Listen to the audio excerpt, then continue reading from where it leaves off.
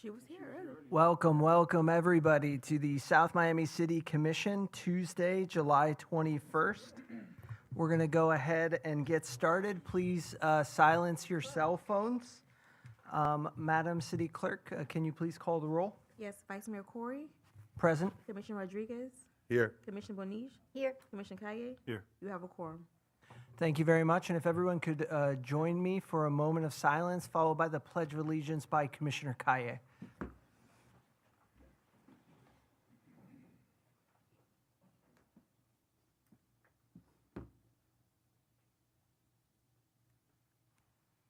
Commissioner Kaye. Pledge allegiance to the flag of the United States of America and to the republic for which it stands, one nation, under God, indivisible, with liberty and justice for all. I didn't realize he was right there. Don't even try moving it. Hug it. I can help you. It'll be like an Iwo Jima moment. I said hug it. Yeah. Hug it. Oh, yeah, hug it. Hug That's it. good. All right, so next up is public remarks. I don't know if everyone had a chance to fill out the sheet in the back of the room. When I call your name, if you could just come up to the podium, give your address, please. One moment. Thank you.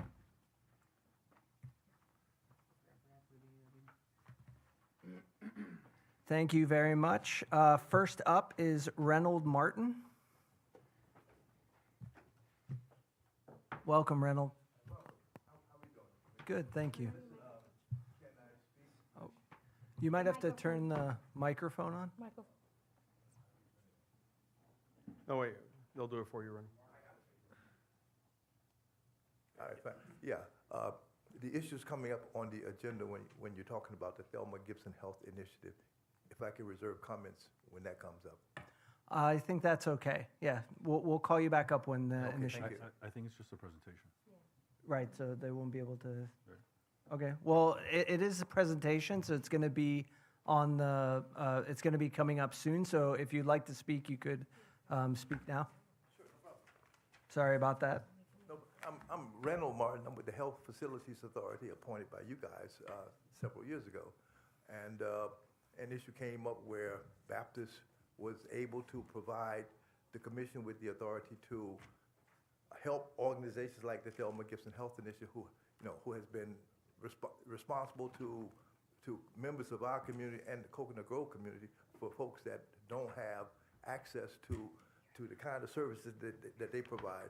And I felt that this would be an excellent opportunity for the commission to help an organization like Thelma Gibson Health Initiative to do the kind of things that they're doing. But I'm sure they'll be better able to tell you what they do because they are here this time. And let's hope that you guys, treat them favorably because they're a great organization that do great work. Thank you. Thank you very much, Reynold. Next up is Darren Rizzo. Vice Mayor, I think there's two names that are on there, Oh, Mr. I Rizzo, Mr. Borbano. They're both here independently. One is in Softail and one is UDP. Mr. Borbano is here. They're here to speak on F4. Okay, So so I think we can bring them up when those presentations are come up. okay, great. We'll reserve your comments for the presentation. When the presentation comes up, we'll have you come up and, yeah. Thank you. And there's one more name down here. I'm probably going to butcher it. I can't quite see. I think it's Sasha. Oh. Okay, great. So we'll call you up at that time. All right. Thank you very much. Is there anybody online? Anyone on Zoom, please raise your virtual hand if you would like to speak. No. All right, great. Thank you very much. So that'll close public comments. And if we could move into the first presentation, please. I believe City Manager, you're taking this one? Yeah, Employer Quarter, we're going to have Wendy, our HR and Risk Manager, present on this item. Do a much better job than I would. Good evening, everybody. This is my first one presenting, and it's kind of perfect that I get to do this. I know Sam, the Deputy City Manager, really wanted to be here. She nominated our Employee of the Quarter for the second quarter. Francesca, if you could come up.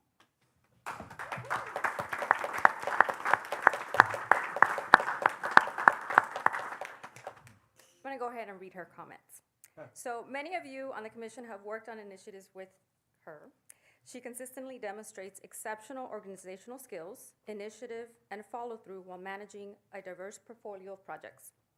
Her responsibilities span mayor and city commission initiatives, transit and transportation programs and audits, the city's composting discussions, and each requiring coordination across multiple stakeholders and competing deadlines. Her attention to detail, responsiveness, and commitment to seeing initiatives through to completion have resulted in meaningful progress on several key city priorities. And Deputy City Manager says she's a consistent go-to person for her. So congratulations. I present you the certificate for the Employee of the Quarter, and I'll let you speak. Congratulations.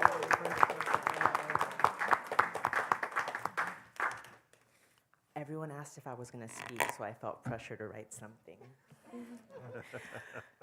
Good evening, Mayor, Commissioners, leadership, and community members. I prepared a few remarks because I tend to ramble when I'm nervous, and I really don't want to get our CFO's wrap-it-up stare. I'm truly honored to be recognized this evening. First, I'd like to thank everyone who's asked me to prepare a comparison table in Excel, because as you may or may not know, I genuinely love tracking data and Excel formatting. But in all seriousness, I'm incredibly grateful to be recognized by our department heads as the Employee of the Quarter.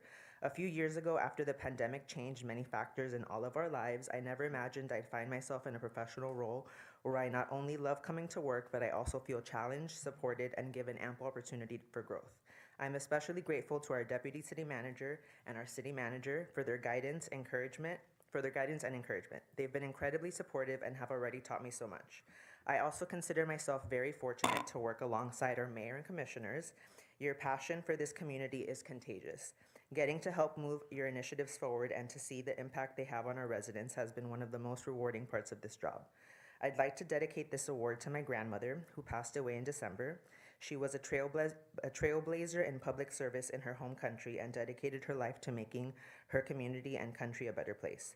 This award feels even more meaningful because at the beginning of this year was personally one of the hardest seasons of my life after losing her.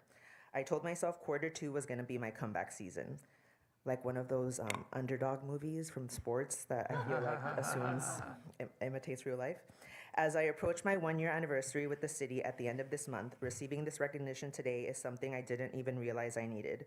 It has made this milestone even more meaningful. I hope my grandmother is looking down and proud that I'm following in her footsteps of public service. I'm truly humbled and deeply grateful. Thank you all so much. And finally, the mayor told me to be brief and brilliant, so I hope I nailed at least one of those. Were you walking right on time? Thank you. Can you come up for a picture, please? Oh, yeah. Give me that.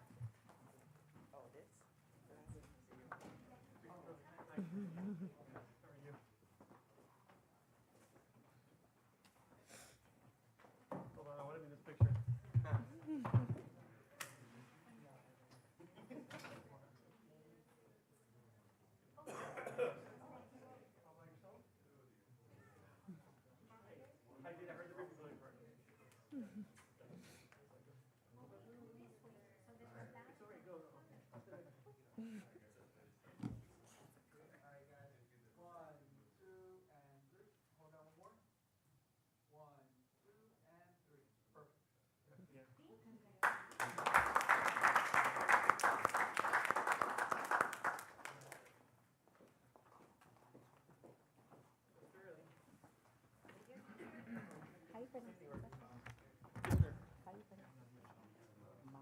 No problem, thank you, sir. And we're doing the proclamation now, if you want to.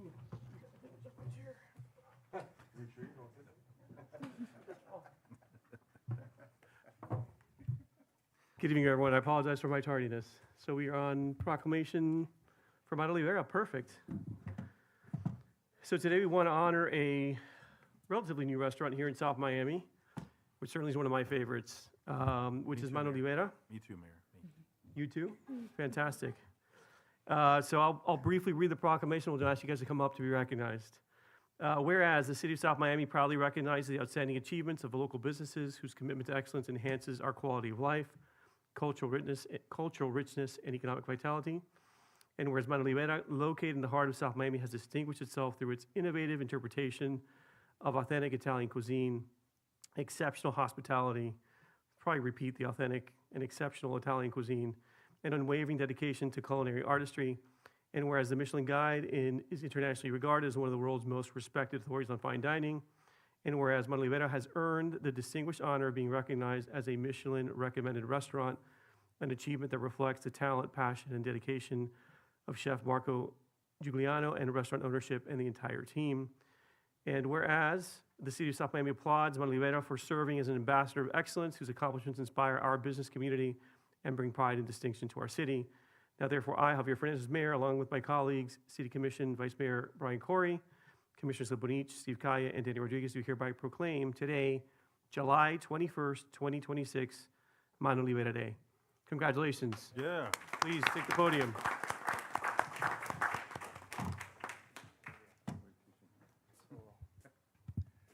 I want to just say some Well, you got to give words. us your name and address for the record, so sorry. I didn't prepare any speech, so unfortunately, Chef Marco is not here. He's cooking right now, so I want to just say thank you. It's an incredible honor for us to be here, and we are very proud to serve this beautiful community. So thank you so much. Thank you. And for those who don't know the restaurant, can you tell us a bit about the menus? I know my favorite is walking in and asking him to basically come up with a menu on the spot. So can you share a little bit about the dining experience for those who may be listening, haven't been, and may want to check you guys out? Yeah, of course. The menu is all about an Italian tradition. We decided to make it a little bit more modern. So the idea at first was to bring an omakase style. So something that is always different every night and is always up to the chef. So nobody's know beside him what's gonna arrive at the table. So of course we take care of allergies or food restrictions. We are not here to kill anybody. Thank you for that. Yes, we appreciate it. And it's a fun way to think about dinner. So we decided to go this way to make it a little bit more personal and different from the regular restaurants. So yeah. Yeah, well, if you've not been, highly encourage you to go. It's a fantastic dining experience. The food is as good as any in this community. And certainly the attention and detail for the staff, the service is, again, among the best that certainly we have in South Miami, say anywhere in Dade County. So thank you for investing in our small city and anchoring that very nice space in, certainly one of our, I think, favorite streets here in South Miami. Thank you so Congrats much. again. Thank you. Let's do a picture, yeah.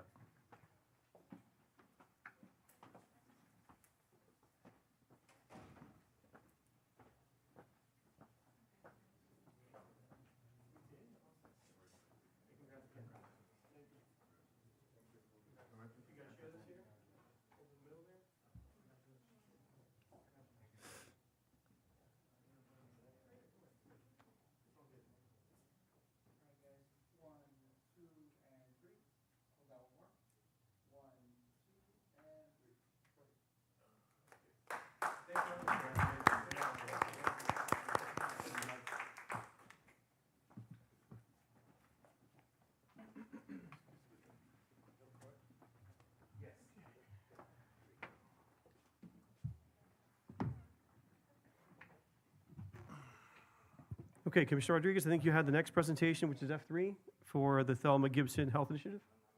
Do you want to kick us off?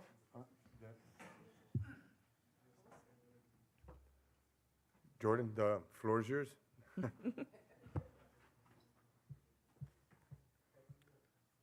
Jordan, when you start, please your name and address for the record. Thank you. My name is Jordan Thomas, Director of Operations at TGHI, Thelma Gibson Health Initiative. Just want to say good evening to the mayor, commissioners, officials.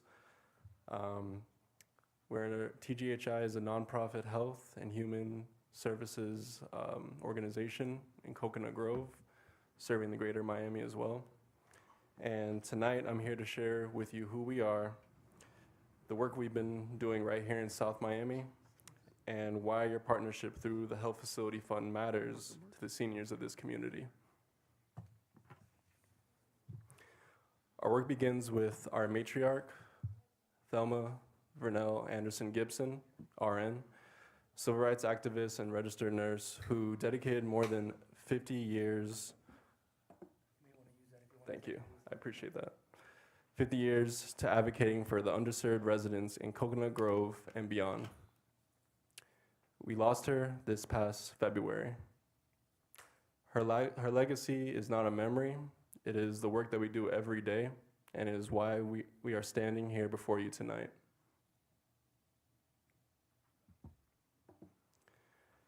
So a little bit about us. TGHI was founded in 2001 and has spent 24 years delivering health and human services to the most vulnerable residents of Coconut Grove and the greater Miami, including City of South Miami. Our team includes master-level counselors, case managers, and health navigators, certified professionals committed to serving the people who often have no one else to turn to.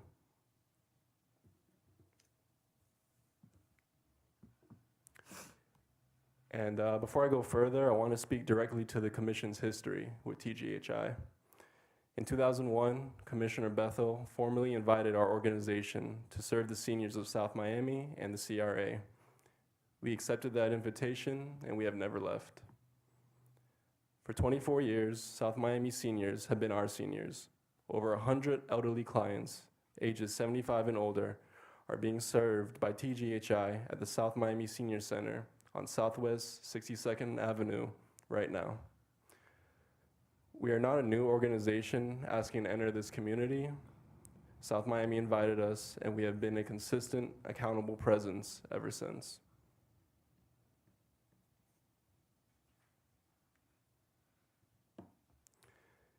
TGHI serves residents across all life stages.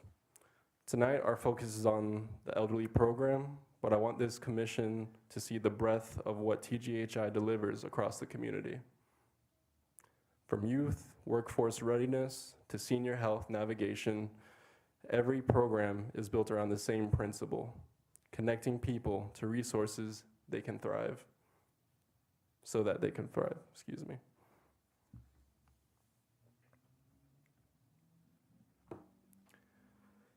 And here's what we do for the seniors of South Miami specifically. We help them apply for and renew SNAP, Medicaid, Medicare, Golden Passport, and STS transportation. We connect them to home health aides through United Home Care, also providing them free mental health therapy and gerontological counseling, specialized support tailored to the challenges of aging that most providers are not equipped to offer. We schedule their medical appointments, review their mail, guide them through their budgets, and assist through Social Security hearings. We do not just refer them somewhere else, we stay with them until the job is done. And if you look at the screens, it's a step-by-step process of documentation, navigating their benefits, and at the very end, guiding them through health and wellness. Additional services are also digital literacy workshops, as I mentioned before, budgeting, mail review, and whatever service that they need help being guided through.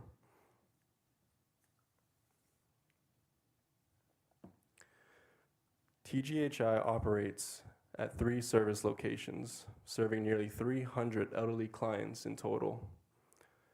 The South Miami Senior Center is right here in your jurisdiction. Over 100 of your residents ages 75 and older depend on TGHI every week. And if you look at one of those pictures, it shows, oh, sorry, I'm on the wrong one. It's going there, and then our hurricane preparedness. I wanted to show the commission something that happened right here in South Miami just 2 weeks ago.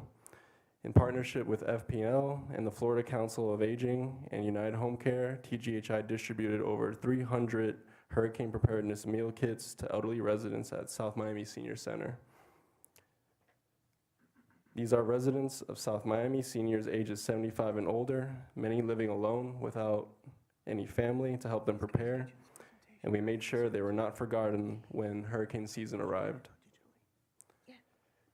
TGHI does this without waiting to be asked, and with the support of the Health Facility Fund, we will be able to reach even more elderly residents across your community when they need most.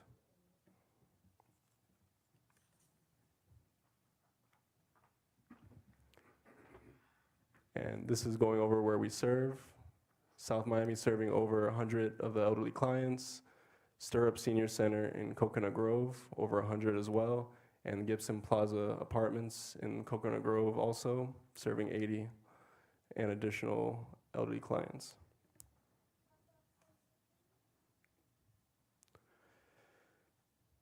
And the results of this work is measurable. In 2024, TGHI served over 300 elderly clients, more than 100 of them right here in South Miami, specifically the South Miami Senior Center. 85% report improved care coordination after working with us. 3 in 4 participate in group social activities, which is a direct response to the isolation that drives cognitive and physical decline in this age group.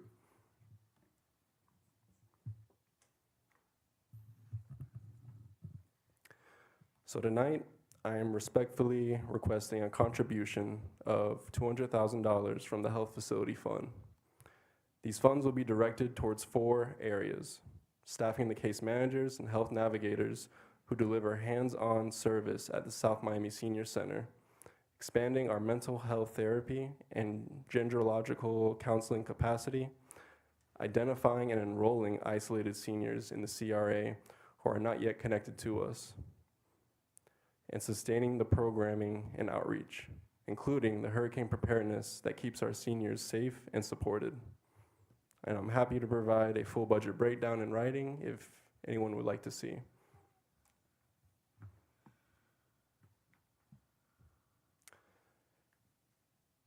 In conclusion, South Miami invited TGHI into this community 24 years ago.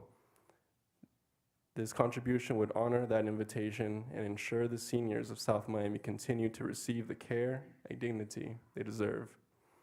I welcome any questions, and I'm grateful for this commission's time and consideration. Thank you. Jonathan, thank you for your comments. Commissioner Rodriguez, you want to kick us off in terms of questions? Thank you. No, as far as questions and all that, I've already had my conversation, so I leave it open to you guys to ask. Any questions, colleagues? I'm happy to take it in any order you guys like. I've got a couple questions, but you probably asked the same one, so I'll let you have the floor. When you say you are currently in our city, you provide the hurricane preparedness, what else are you doing with our seniors? And how is that getting funded? We're currently funded through City of Miami, County, and other private organizations that fund us. And we have care coordinators who are at these locations round the clock, Monday through Friday, helping these seniors by appointment, by walk-in, for anything they need. They walk them through all their, like I said, the documentations, benefits, really just see where they're at and what they need. Thank you. Further questions? Yeah, Mayor, go ahead. Yes, you're recognized, sir. Thank you. You were able to provide some documentation based on budgets and all that stuff. I think that the only issue that I see for a $200,000, it's not recurring, right? It's a one-time fund, and you're staffing, right? So if we staff only for 1 year, or I don't know how long that will last you. I think I just want to see that, like what your plan is, what's your plan for the $200,000, so I can understand it better and kind of make a decision based on that. I do know that we'd have other opportunities that we need to look at as well, so there should be a decision process while we go through that. We have we have multiple different health facilities that probably need some fixing up and doing that as well. So please send that over to us, maybe through the clerk, and she'll distribute that. I'm happy to. No problem. Appreciate it. Commissioner Corey? Yeah, Vice Mayor, excuse me. No worries. I was going to echo the same thing as Commissioner Kaya. I think we have some decisions to make on the allocation of those funds, and I think having more detail on it will only help that. It's a good time for us to be talking about this. It's during our budget season, but it'd be great for us to see that. Happy to provide it, no problem. Thank you. Thank you. Again, thanks for the presentation. Again, anything that has Ms. Gibson's name on it, deserves our immediate respect and attention. She's an icon in this community. So we're grateful for the services you guys have been offering. I think just as part of that, the information that you'll send over, if you could just kind of let us know, again, what's the annual cost of serving South Miami residents currently, how that's being funded, what the scope of work is under whatever grant agreements you have, so we can figure out, how, if we were to make a commitment, on what terms basis and how it complements some of the other existing funding. One of the challenges we have, as Commissioner Kai mentions, is ours is a one-time grant. I'm not sure whether I'm assuming there are limitations on what we can use that funding for. We can get into that at another point in time. And we do have another very important institution here in South Miami that we are the owners of the building that they're in as well. And it does have some capital needs that we're aware of. So we'll be probably trying to vet this request against those needs as well. But appreciate very much what we can do, and anything we can do beyond helping, out of this pot. Let's get together and chat and see how we can support the work you're doing currently. We appreciate it. Thank you, John. Thank you. Okay. Thank you for your time. Okay, let's move to item F4, please.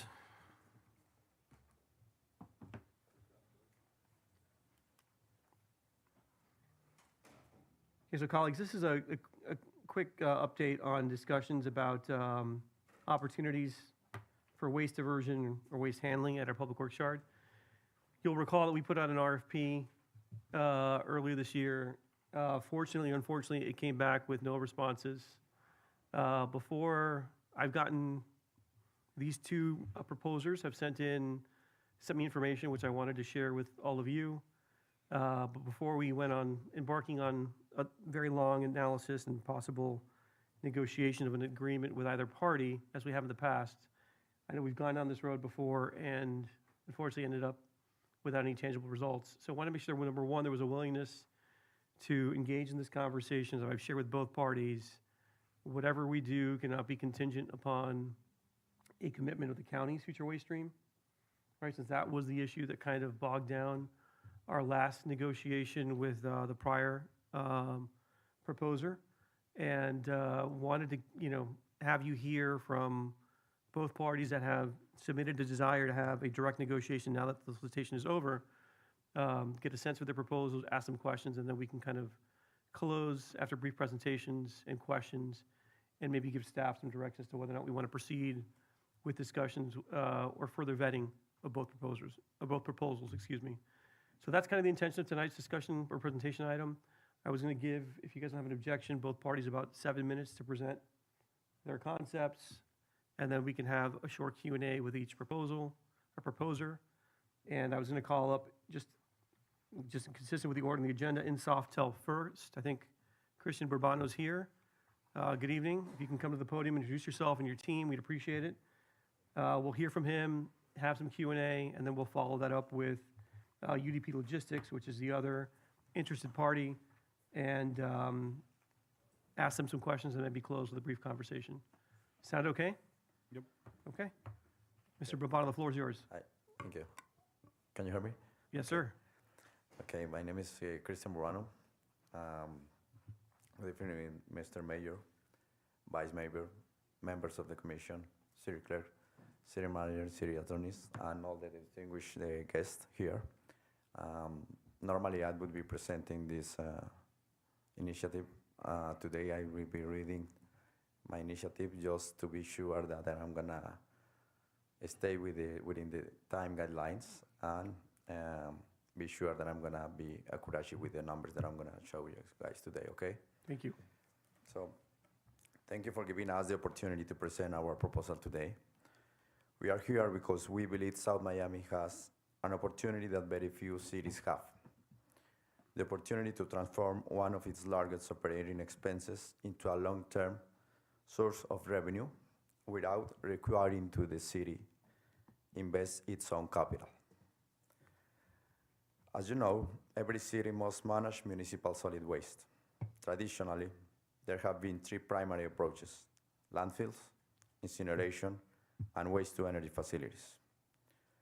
While each has served an important role, they all share one common characteristic: they are expensive, and they rely on gate fees. In Miami-Dade County, that gate fee is approximately $76 per ton. In other words, under the traditional model, waste is viewed as a cost. South Miami generates approximately 30 tons of municipal solid waste each day. While that presents a real challenge, it also presents an opportunity. Conventional waste technologies were designed for much larger municipalities, making it difficult to justify the enormous capital investments they require for a city of South Miami's size. But what if waste wasn't simply something to dispose of? What if it became an economic asset? That is exactly what our waste-to-value platform is designed to accomplish. Rather than treating municipal solid waste as something with a disposal cost, our technology converts it into a high-value industrial feedstock known as a renewable solid hydrocarbon. We're gonna give you guys a sample of the hydrocarbon. This material has a strong and growing demand in global markets because it can be used in the production of hydrogen, biodiesel, sustainable aviation fuel, and other renewable energy products. Unlike traditional waste facilities that depend primarily on charging gate fees to remain profitable, our model creates value from the commercialization of the renewable product itself. That allows us to lower disposal costs while remaining economically competitive, a benefit for both the city of South Miami and... Sir, I'm sorry to interrupt, but are you advancing the presentation, the PowerPoint? Does he have the clicker? Sorry. sorry. Just so we know we're on the right page. There we Okay. go. So I have like an speech here, and then just all in the presentation. We have the handouts as well, but I just want to make sure we're following along and. Okay, got it. Thank got you. it.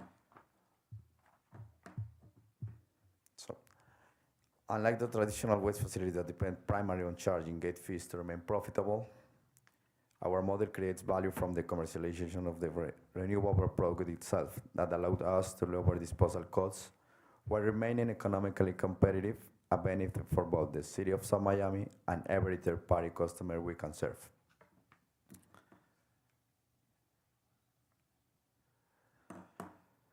This changed economics completely. Instead of generating revenue by charging higher disposal fees, our model creates value by producing a marketable commodity. That is the hydrocarbon, okay? The numbers are compelling. Our proposed facility has an estimated capital cost of approximately $55 million, compared to approximately $400 million for a conventional waste-to-energy facility.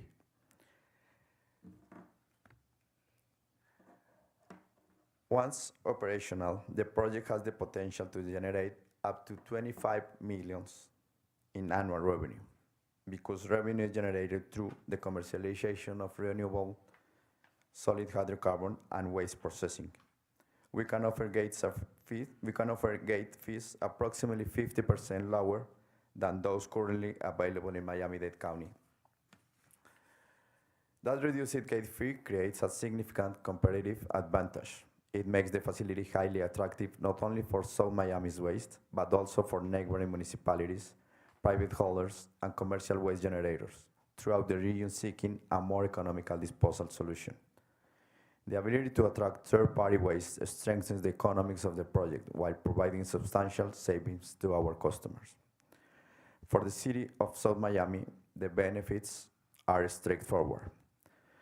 First, the city would eliminate approximately $800,000 in annual disposal costs currently associated with managing its own municipal solid waste.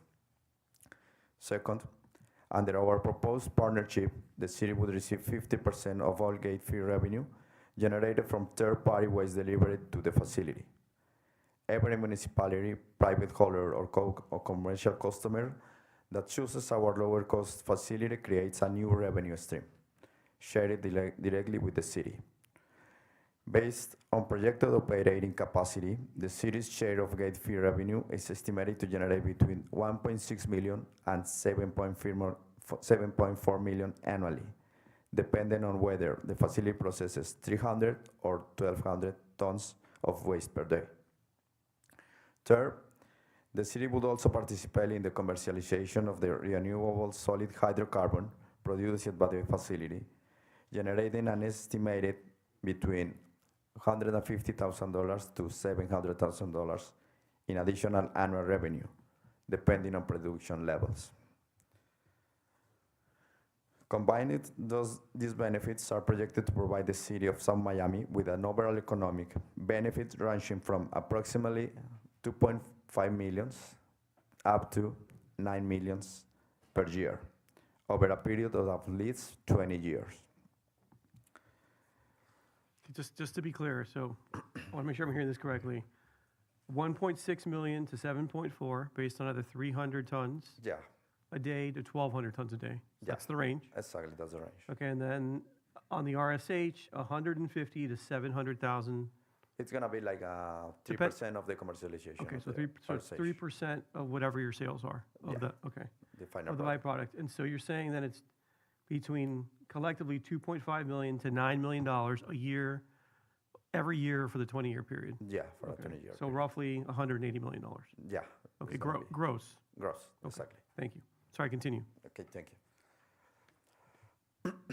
Most importantly, this can be accomplished without requiring the city to finance or construct the facility itself. Beyond the financial benefits, this project offers something even more important. It gives South Miami the opportunity to become a leader in municipal innovation. Rather than following traditional models, the city can help define a new approach to waste management. One that views waste not as an expense to be buried, but as a valuable resource capable of creating economic and environmental benefits for future generations. If you can give it another Mr. 30 seconds, if we can wrap it up. Thank you. Okay.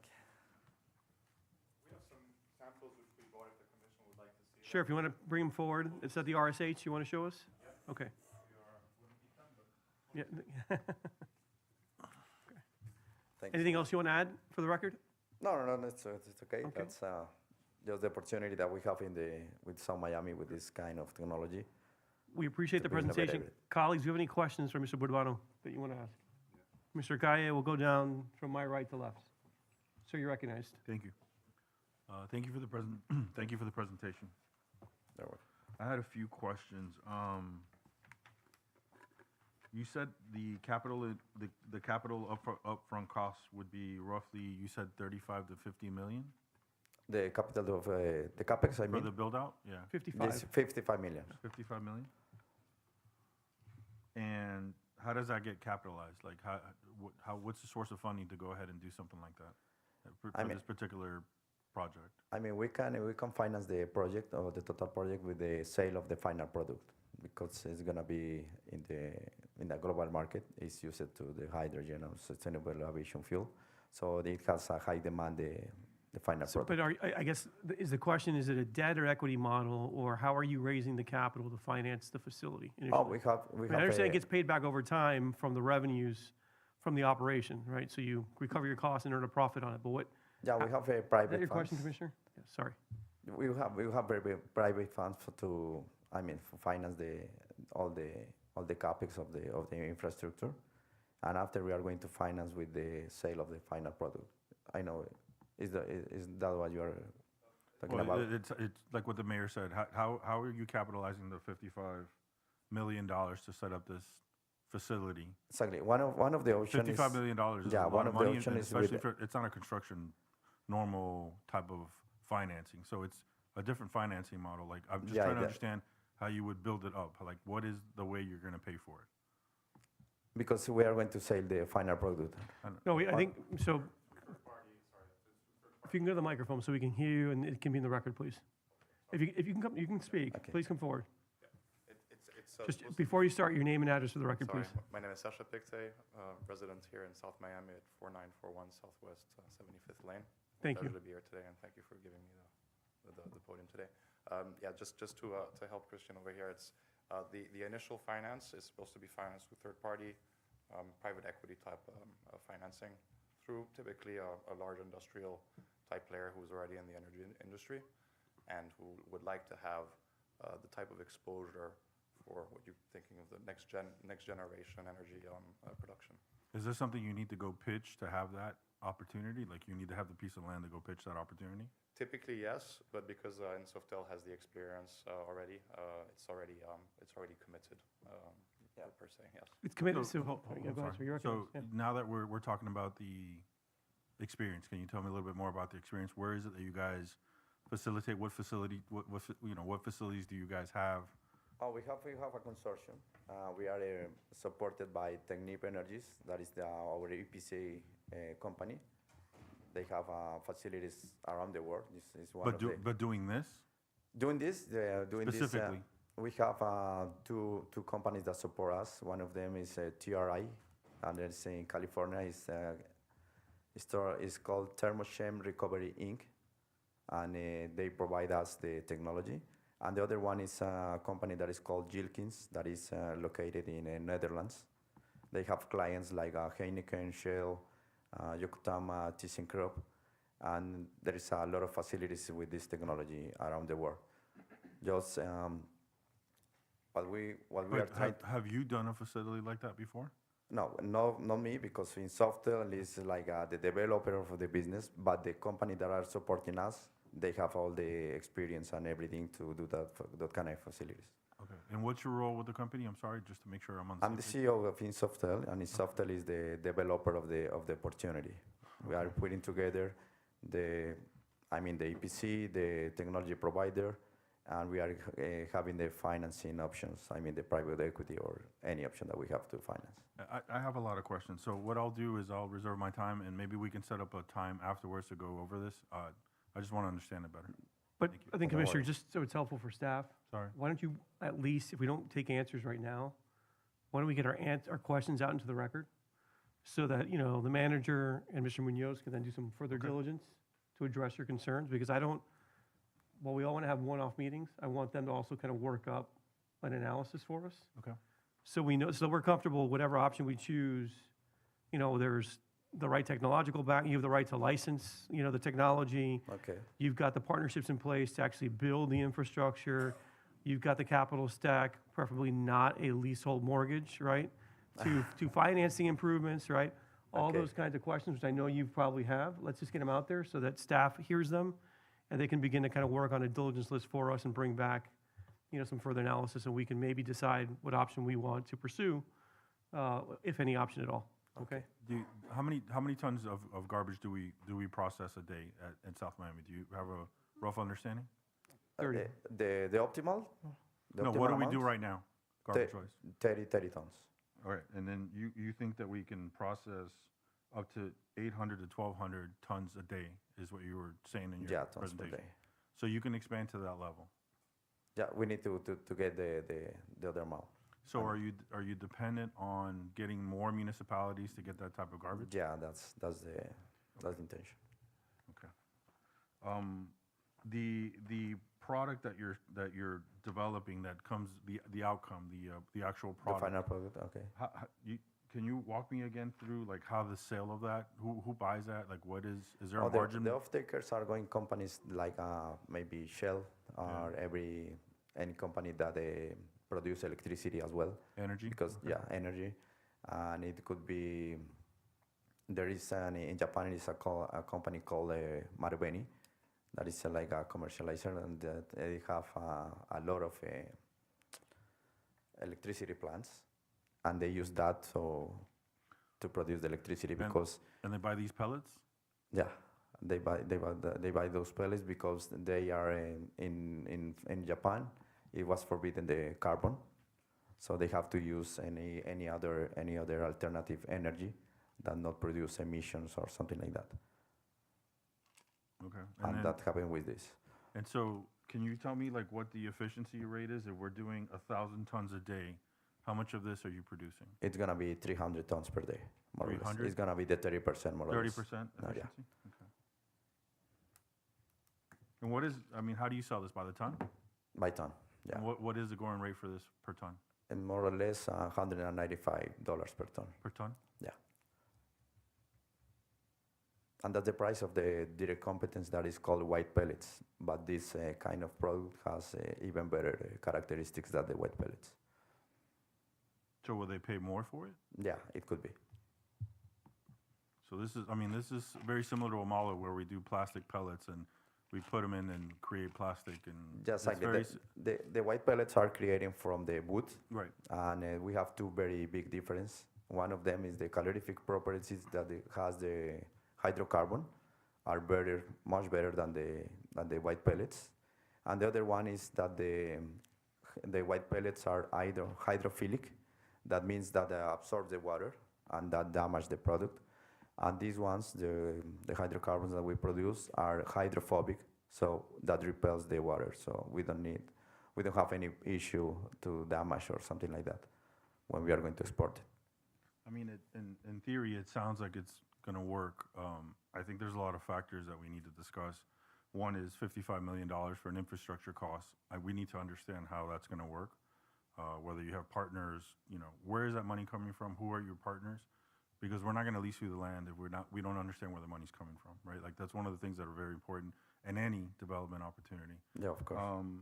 And then secondly, I would love to see, I mean, if you guys can show me, I don't know if you have that now, but I would love to see a working factory, if you will, or conversion, or one of these industrial plants where I can see it working and do some research on it. If you can send me or provide us some of the information of those factories and maybe have a Zoom call or somebody so I can Of course, understand. and maybe we can invite it to you guys.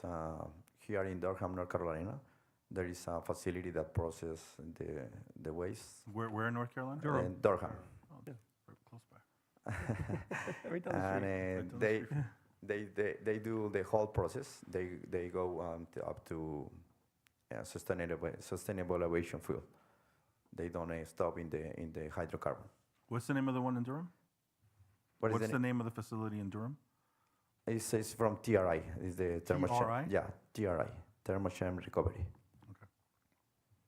And the other facility that we can go is in Netherlands. Is on the Gilkins facility. I'll go to that one. Yeah, sounds like a lot of fun, yes. Okay.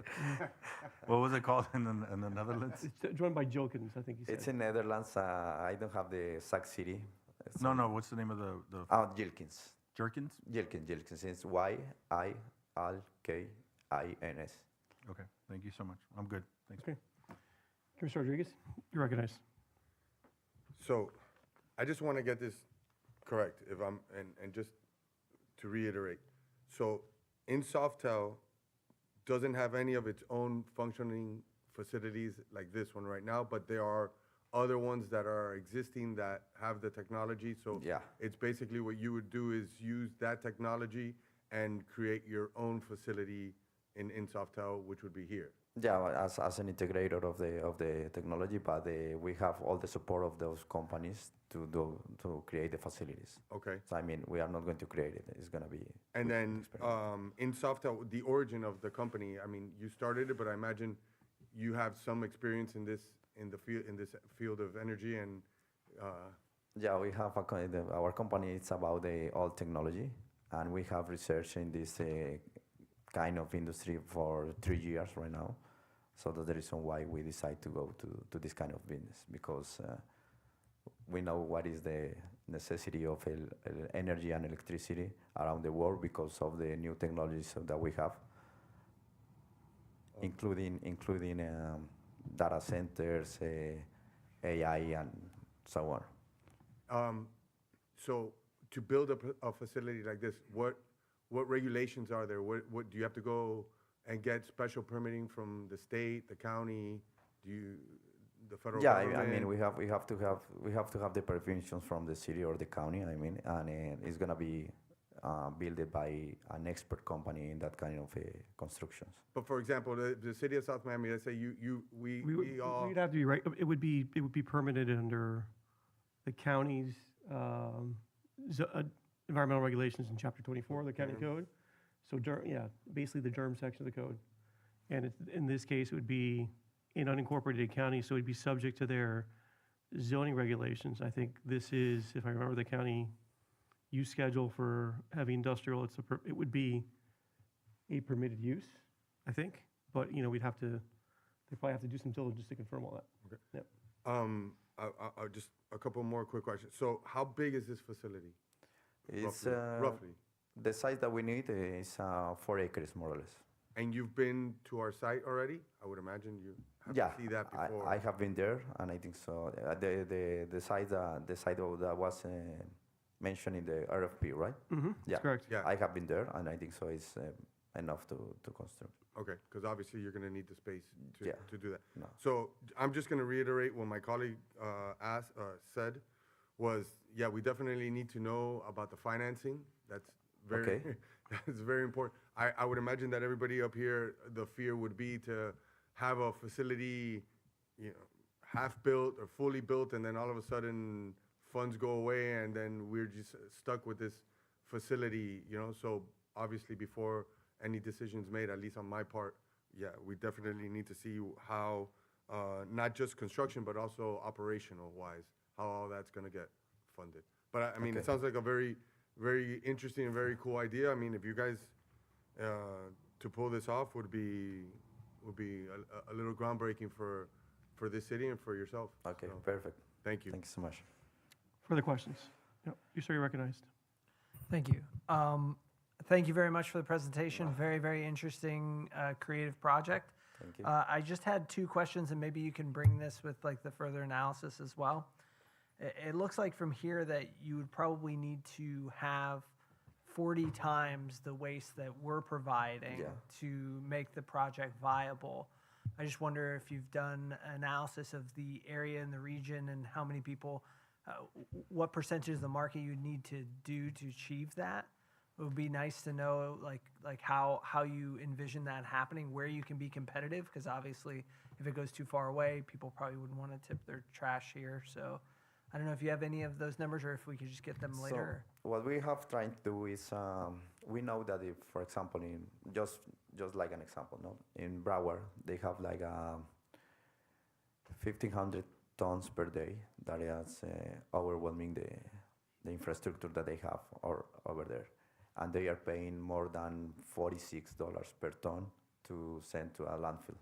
Okay, so as our technology is going to be profitable just with the sale of the final product, so we don't need really the gate fee. Yeah. So according to that, we can bring customers just saying that we can charge $35 per ton gate fee. So that's gonna be more than the 20% of the savings in cost for them. So I think so that we are going to be very attractive for them to bring the waste to our facility.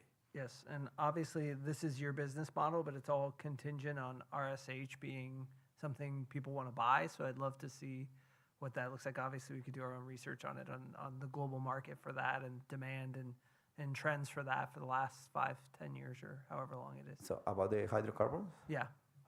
What do you mean about Yeah, so Like, I think how I had the much same demand? question. Yeah, I think it would be helpful in our follow-up conversations with staff to understand what is the global market for this kind of a product. So we understand the underwriting risk So with financing the facility. if we want to measure that kind of market is something similar to the oil, because No, it's- but I it's- mean, in terms of again, theoretically, it's a replacement fuel for fossil fuels, right? Certainly, so Yeah. that market is vast. yeah. I think we would want to understand today who are what's the market of actual buyers for this? That's what you're saying, correct, Yeah. Vice Mayor? What's the actual market for buyers? How much? So specifically the off-takers? Yeah. If it may not be the same exact product, but what equivalent product? How much of it's being sold and acquired in the marketplace? So again, the risk to us, to my colleague's comment is, we give you a lease, you build a facility, the facility fails, we now have a single-use facility that's expensive to, an asset that's now expensive to reposition. So we have to make sure that whatever deal we strike, we have a pretty good understanding of that your economic model is viable, right? Not just I would say not just as a replacement for traditional fossil fuels or other hydrocarbons, but that there's a known quantifiable market today of consumers for the RSH, because again, that's what's generating the vast amount of revenue to finance the facility from the numbers that I'm understanding. Okay, so according to if we can have the 1,200 tons per day, we are going to produce 300 or 350 tons per day of hydrocarbons. That means that annually we are going to produce... 25,000 tons, it's $24 or $25 million in revenue. We get the numbers, but that's not... Yeah, but that means with that kind of... Yeah, so is there a market for 130,000 tons of RSH exactly, globally? Because normally, annually we are going to produce 120,000 tons of that hydrocarbons, and we have at least 3 off-takers that they are going to use much more than that. And they are going to commit. That's what we need to know. Is there a put agreement with them? Yeah, Essentially, you produce it, they're obligated to buy it. What's the structure on the back end so that we know we've got an integrated system here? All what we have to do is get a sample of the waste, and we are going to make specifically hydrocarbons to them. We are going to send the sample to them, and according to that characteristics, they are going to give us a letter of intention to buy more than the amount that we are going to produce of those hydrocarbons. Okay. So that's the way that we can assure the business or the. Yeah. Sorry, Vice Mayor, you good? Yes. Okay, Madam Commissioner. Thank you. Mine is a much more practical conversation. Number one, how do we avoid the Flagami situation? If you go to where the waste transfer is, I imagine, by Flagami, by the park, any given day on 75th Avenue, is it, or 72? Yeah. There are 10 trucks backed up, just sitting on the street, waiting to go in. You can imagine it smells wonderful. So I'm like, okay, how are we proposing to deal with that? If we've got all this trash, supposedly like I'm going to make up a number, 10 times the trash that we could give you flowing in there every day, the smell is going to be horrible. So it's like, what do we do with that? And then you said you needed 4 acres. How much space do we have? It's a little bit less, yeah. If you need 4 acres and we have 3 and we're using some of it, how's that supposed to work? I need 4 acres with is enough space for the 1,200 tons per day. But we can reduce it for 800 tons per day if we do have the enough space over there. Because the advantage that they have that location is the proximity to the rail. And that's the reason why we could use it. Okay. And according to this kind of technology that not produce a lot of smell. No, you don't produce the smell. Yeah. The garbage coming to you produces the smell. Well, we are going to process it as soon as possible as we get it. So that's and luckily it's an industrial district, so it's not near the residential and Flagami. Yes, but no, because they are building they're building a huge condos there. Yes, they're building a Live Local Act project there, yes.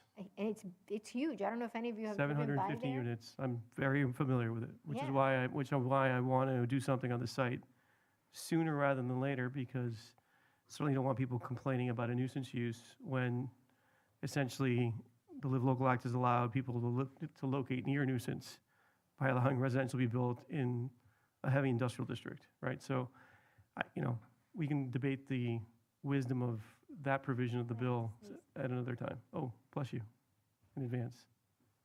Thanks a lot. Okay, so those are my concerns. My concerns: the space, the smell, and that is a heavily trafficked road. And when you've got trucks of that size backing up there, that's a huge concern.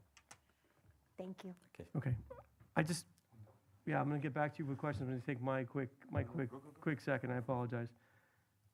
So again, thank you for your interest, number one. We appreciate it. Number two, I think, to me, it's a very intriguing technology, right?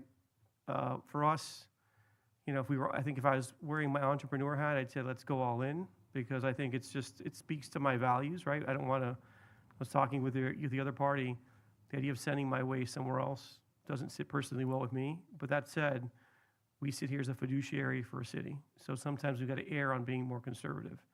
So I think as you have a further conversation with our staff about this opportunity, really important for us to understand the global market Okay. for the RSH. You know, is 120,000 tons 1%, 5%, 10% of the proven Okay, market got it. today? Right, because that begins to help us determine what the validity of the economic model is. Okay. And then certainly understanding where your money to build a facility is going to come from, very important. And that Okay. you have agreements in place with TRI, which seems to be providing you the technology, and I guess Jenkins, which is Yeah, Jenkins. basically actually has the know-how to build the facility. Okay. Understanding where you are in your discussions with them, very important as well. I would also want to know what conversations, if any, you've had with CSX about the use of their right-of-way to move this product, and where that product, where the rail cars, I think you're envisioning being used to move the RSH out of the facility, where they're going to be stored, how they're going to be marshaled, because there's only so much frontage we have. When we have that access, there's only so much storage frontage that we have to kind of move product through. So those are my concerns. I think the right sizing of the facility is also an issue I'm hearing now as you discussed it. We don't have 4 acres. We've got 3.1 to offer you. We have to relocate our facility to do that. We'd have to have a conversation with you about structuring a financial model that would help us relocate what we have there and replace it as we build a facility as well. And so those are all questions that I think I certainly need to have answered. But I do think it's an intriguing proposition. I think the technology is intriguing. You know, I would want to make sure that you have firm agreements with these 2 other parties that seem to provide you seem to have a great idea. Seems you've identified the need. Seems like this technology could be a solution, but I want to make sure that you are in privity with those people, or in contract with those people who can actually deliver on the technical execution. And that you've got put contracts with buyers that are going to basically make sure that we've got an integrated solution, right? Got it. The waste is there, and again, I don't know that we should assume that's viable for us legally to bring other municipal waste to the site. Really, I want to understand what the commercial market is, third party, from your perspective, to bring third-party commercial waste to the facility, because that's really where I think the lion's share of the revenue will come from anyways. Okay, And waste stream that's not encumbered by commitments to the county. Got it. So those are my thoughts. Commissioner Rodriguez, you wanted further questions? So we could be to provide a complete document We'll have, with all that. we'll have our staff follow up with you to have Okay. some further conversation. Got it. Okay. No, the mayor asked, I thought was an important question. I just wanted to elaborate a little bit. As you see on your presentation, you have trucks, but we also have the railway. Is the majority of hauling away the hydrogen, is that through the rail, or is that on trucks? Yeah, for us, it would be the best option, the rail. Through the rail, Yeah. okay. All right, that was it. Just elaborating on. Commissioner Guy, you want to close us out on this presentation? I think a lot of the questions that we asked is if you can provide the business case model, like, you know, it's a whole Okay. process. A lot of us have backgrounds in startups and big companies like this, and Yeah, I'm we gonna. just really want to understand all the details, especially if you're going to be our partner moving over for the next 20 Yeah, I'm years. gonna provide the It's whole really business important that we understand the whole business model. Yeah, I'm Thank gonna you. do it. Thank you so much. Thank you guys for the being time. here. We're- Thank you. Thank you. Thank you. Okay, I think next up, Darren Rizzo for UDP, please. Thank you.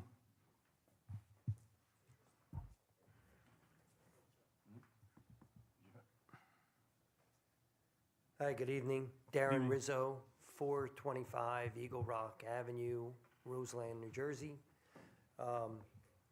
Thank you again for taking the time tonight to listen.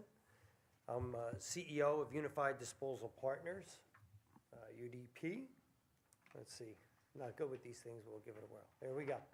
So Unified Disposal Partners is an operating business today. We operate 4 transfer stations, similar to what we're talking about here in South Miami. We have 10 collection yards throughout Tennessee and Kentucky. and we own a rail-served landfill in southern Alabama. It's a large site. We'll talk about it, I guess, as we get further in. The company is run by myself, my brother. We put it together, as well as a very, very experienced management team. My brother and I combined have 70 years of experience operating in this industry, and we're backed by BTG Pactual Global Alternatives. They control $11.5 billion of assets under management, so we're well funded. If you look at what we've done in the past, how it's relevant here, we had Apex Landfill. We started it as a greenfield and built the landfill there. It was processing 2.5 million tons approximately a year, mainly by rail.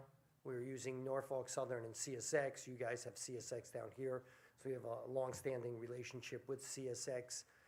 That landfill also put a renewable energy project on, and we recaptured the gas from the landfill, which we will eventually do at this landfill in southern Alabama. So there will be a renewable energy component to the project. Let's see, after that project, we had Evergreen Environmental Partners and Arrow Disposal down in Alabama and Mississippi. We had over 60 government contracts there. We never defaulted on any of them. We operated about 3 transfer stations for different municipalities, as well as we owned one of our own transfer stations down there, as well as a landfill that was truck served. Let's see. Do here. And the benefits of the project we see for South Miami, you know, if you have that property, it's rail served.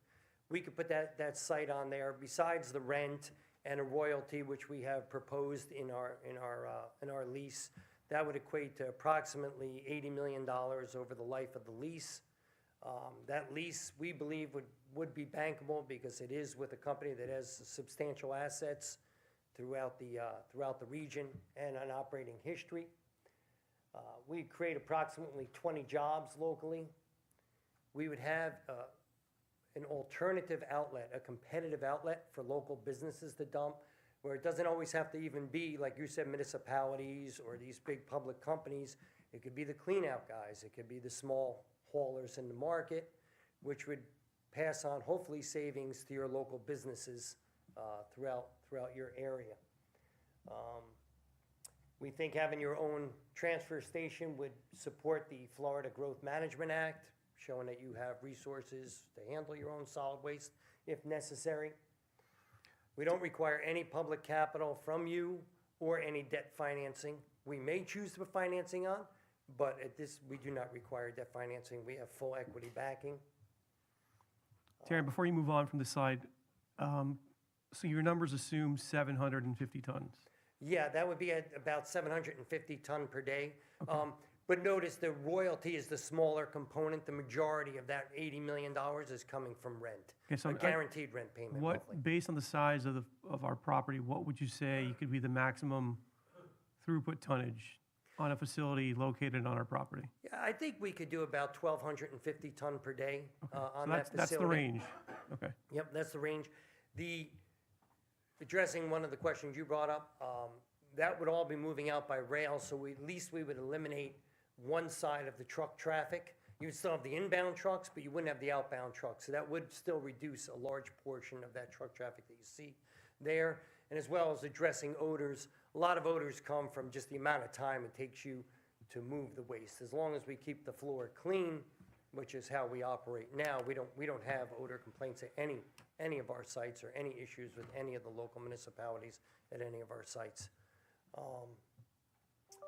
Let's see, the other advantage we think it would have is we could have a section dedicated for emergency storm debris. Unfortunately, with the bad weather storms that come through South Miami, there are times when we do need relief, right?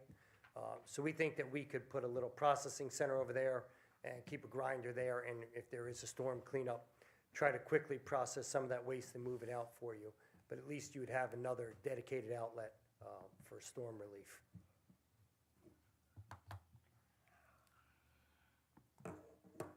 The landfill itself that we have, like I said, it's in southern Alabama. It will eventually have a renewable energy project on site. We'll recapture the gas, process it, and inject it into the high BTU line. Right now, without any expansions, it has just under 30 million cubic yards of airspace available, so, you know, way more than we need for this project. The site is 570 acres, and we're only on 270 with that permit of 30 million cubic yards, so we do believe it would be expandable. We're permitted to take 7,500 tons per day, 7 days a week, 365 days a year. So again, way more permits than what we need to handle any of this. We have almost an 80-acre rail yard at the landfill, so way more than what we need to handle this. We have been in talks with CSX. We actually lease the main line that comes into our landfill from CSX, so they're well aware of the projects we're working on. We have been discussing these projects with CSX all along. And that's really the overview. I tried to give you the 3-minute version. Thank you very much for that. We appreciate it. Let's go left to right this time. Commissioner Bonito, any questions? No, he already answered the questions I had. Thank you very much. Thank you. Mr. Vice Mayor. Is there any way you could break down, I know you had the 80-year picture, but like the annual financial picture of the benefits to the city? Yeah, certainly. I'll have that sent in. I'll probably have it for you emailed in tomorrow. Okay, perfect. Yeah. Thank you. Sure. Thank you, Commissioner Rodriguez. Thank you for the presentation. Very detailed and very organized, and a lot of backing and experience, so that helps. I'm sorry, I didn't know if you had it there, but what's the lease life that you're looking for? The lease that I believe we discussed was 20 years up front and then 3 10-year extensions. Okay, sorry, I didn't. That's fine. I didn't know that. It wasn't the presentation, so you should know. Okay. The rail, is it daily, weekly? Daily. Just one a day or multiple a day? Be one a day. One a day. And in your landfill in Alabama, what do you guys do with the waste? It's just standard landfill where? It's a Subtitle D, which means it's fully lined. Everything is completely encapsulated. The surrounding area has monitoring wells to ensure nothing leaks from the landfill. And then it is buried where it does decompose. It'll create methane gas, which will recapture as renewable energy. Okay. And put that into the power grid. Okay. Thank you again. Sure. Commissioner And we've Kaya. done that in the past as well. That's not something. Commissioner Kaya, you're recognized. Yeah, what Francois was saying there was we do have like a partnership, so to speak, with the city of Brundage and the county, the host county there. So just so you know that we're supported by the local government there. This would not be something that would be adverse to the local community either. Can you talk a little bit about your transfer stations up in Tennessee? What waste, just name one of them, roughly what the cost is per ton on acquiring and transporting and then dumping it on the site in Alabama? Sure. Yeah, so all of our stations handle municipal solid waste and construction and demolition debris. So we do deal with both products. We do other things like So recycling. the municipals are picking it up and putting it to a transfer station, right? Yeah, and it's municipalities are dumping there. We do have contracts with municipalities that do dump at our transfers, as well as we have our own collection vehicles as well that dump there, as well as third-party haulers dump there. So we have a mix of everybody there. So you could say, I don't want to get all the way into the secret sauce, but I guess what we're charging like a local municipality up there, or what it actually costs us to operate? No, what you're charging is fine. Oh, I don't yeah, need what to we know your charge- secret sauce, it's fine. In the mid-60s.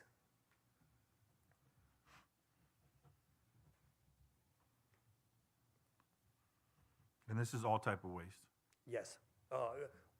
Municipal, construction, like no medical, no biosolids. Yeah, I'm sorry, things like that. strictly Yeah. municipal. Just wanted to be on the record there. I mean, we've seen this before, and a lot of the questions, we know what to ask, so. I don't have too many questions. I think, to me, is, again, on the building of the transfer station, what does the investment look like? you know, we've been through this road a little bit already, so we're pretty well versed. I mean, this is your first one, but, It'll We'll depend on probably- some of the feedback from Florida Department of Environmental Protection. yes. But you're going to assume it's going to be somewhere around a $10 million build, maybe a little more. Okay. And that'll be subsidized with you guys through our lease. Yes, we're not relying on debt for that. Okay. We can do that with And, equity. and the split again was revenue split that you're proposing? We have a fixed lease of $52,500 per month and $1 per ton. Okay. And the 52.5 is guaranteed whether we're doing any volume or not doing any volume. That's per month, right? Yes, And you said $1 per ton? yes. Okay. Thank you so much. Sure. Darren, my question's pretty simple. I think most have been covered, but I think if you could just touch upon 2 points. One is, obviously, you've got experience permitting this facility, so what would be your expectation, assuming we signed a lease tomorrow, in terms of a permitting timeline for this kind of a facility, the build, and that, so we could actually get a sense of when we would be starting to jointly cash flow? Sure. You know, I don't want to speak for Florida DEP, and I certainly want them to get mad that I'm Just your trying best. to timeline. I'm not gonna, I but live in the would- world of permitting, so I'm not going to hold you to it. I just want to get a sense of what you realistically would expect. Yeah, I would expect us to be permitted in 18 months on the ice side, and then we'll go right into construction from there. It's not a fancy construction build, you know, it's a concrete floor, concrete push walls, and then a sheet metal building. Obviously, one that you guys approve, it would be state-of-the-art. We would not be approving it, but the county, so we'd be working with our partner there as well. Yeah, So- you know, but, you So know, it's it's a a quick build. It's a 6-month build then, or? Yeah, yeah. Okay, so 24 months roughly, soup to nuts. That's what I would think. I would think you'd be 24 to 30 months on the high side, and we should be fully operational. That's fair. And then if I could just ask, you mentioned something that's of interest to me. You'd said, again, BTG, Pactual, Global Alternatives is your financial backer. Yes. Can you share the range of their capital investment in your company? I could tell you that they generally, I believe the way they say it, because I want to be cautious on the record and whatnot, Okay. is their average check size is like 250 to 300 million Okay. in an investment. Again, I think that just speaks to your ability to proceed Yeah. quickly. Oh, yeah, and I have And then- not even taken a fraction of. So then, yeah, I'm sure their balance sheet's a lot bigger than that. Yeah, they have 11.5 billion of assets under management So today. potentially, we'd have recourse to a company that's actually, you said you have $100 million of operating revenues today? I thought that you said at one point? We're coming towards it, yes. Okay, so you've got, it's a going concern we'd be contracting with, not Yes. a new builder, okay.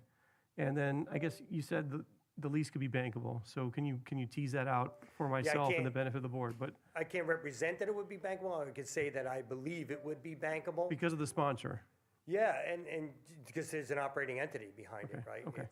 We have assets, and if we didn't pay the rent, right, there would certainly be recourse. okay. So potentially, you're saying we could, if your projected gross revenues over 50 years, right, with all the extensions, is $80 million, we could try to borrow against this lease to address any other issues Yeah. or needs that we have. Yeah, we were gonna put a DCF in the model that you've asked for. Show you annual revenue, and we can put some sensitivity to it, as well as discounted cash forecast there on it. So Okay. see what you can put in. Yeah, I'd love to see a model. Sure. And if you could make some assumptions about, how quickly, so we're not going to get to 750 tons the first month, or you got to grow the business. So if we can understand how that number grows over time. Obviously, we've got the minimum floor with the lease, but I would like to see how our revenues would grow. Yeah, and I mean, the amount of commercial waste in even if we would just say, go out to the county. Yeah. If we even look at the small haulers, your junk men, your cleanup men, I think you could get to like 500 ton a day very, very, very quickly, just to come right out of the box. So, Okay. I wouldn't expect there to be any. Certainly, issue I'd love to with see us get to the 1250, right? So if you could, that. if And you our give us, feedstock, one thing about, because it is traditional transfer, it doesn't matter if it's construction demolition or yard waste or MSW, it's just Okay. in, goes out via rail, and that's it. any further questions? Okay, thank you very much. I appreciate your time. No, and your thank you. interest. Appreciate Thank you. everybody. Colleagues, any other questions or direction we want to give to the manager and his team? Nope, just looking. Aren't they just, they're gathering the information to give to all of us, I imagine? Do we want them to, do we want them to vet both options, one option? Is there, I is think there they're any very- reticence about pursuing or exploring both? I don't have any reticence about exploring both. They're very different. They are very different. I agree with Commissioner Bonich. Okay. I would ask that we can maybe get like a sample understanding of what the terms would be, a quick one-sheeter, just so we're all on the same page.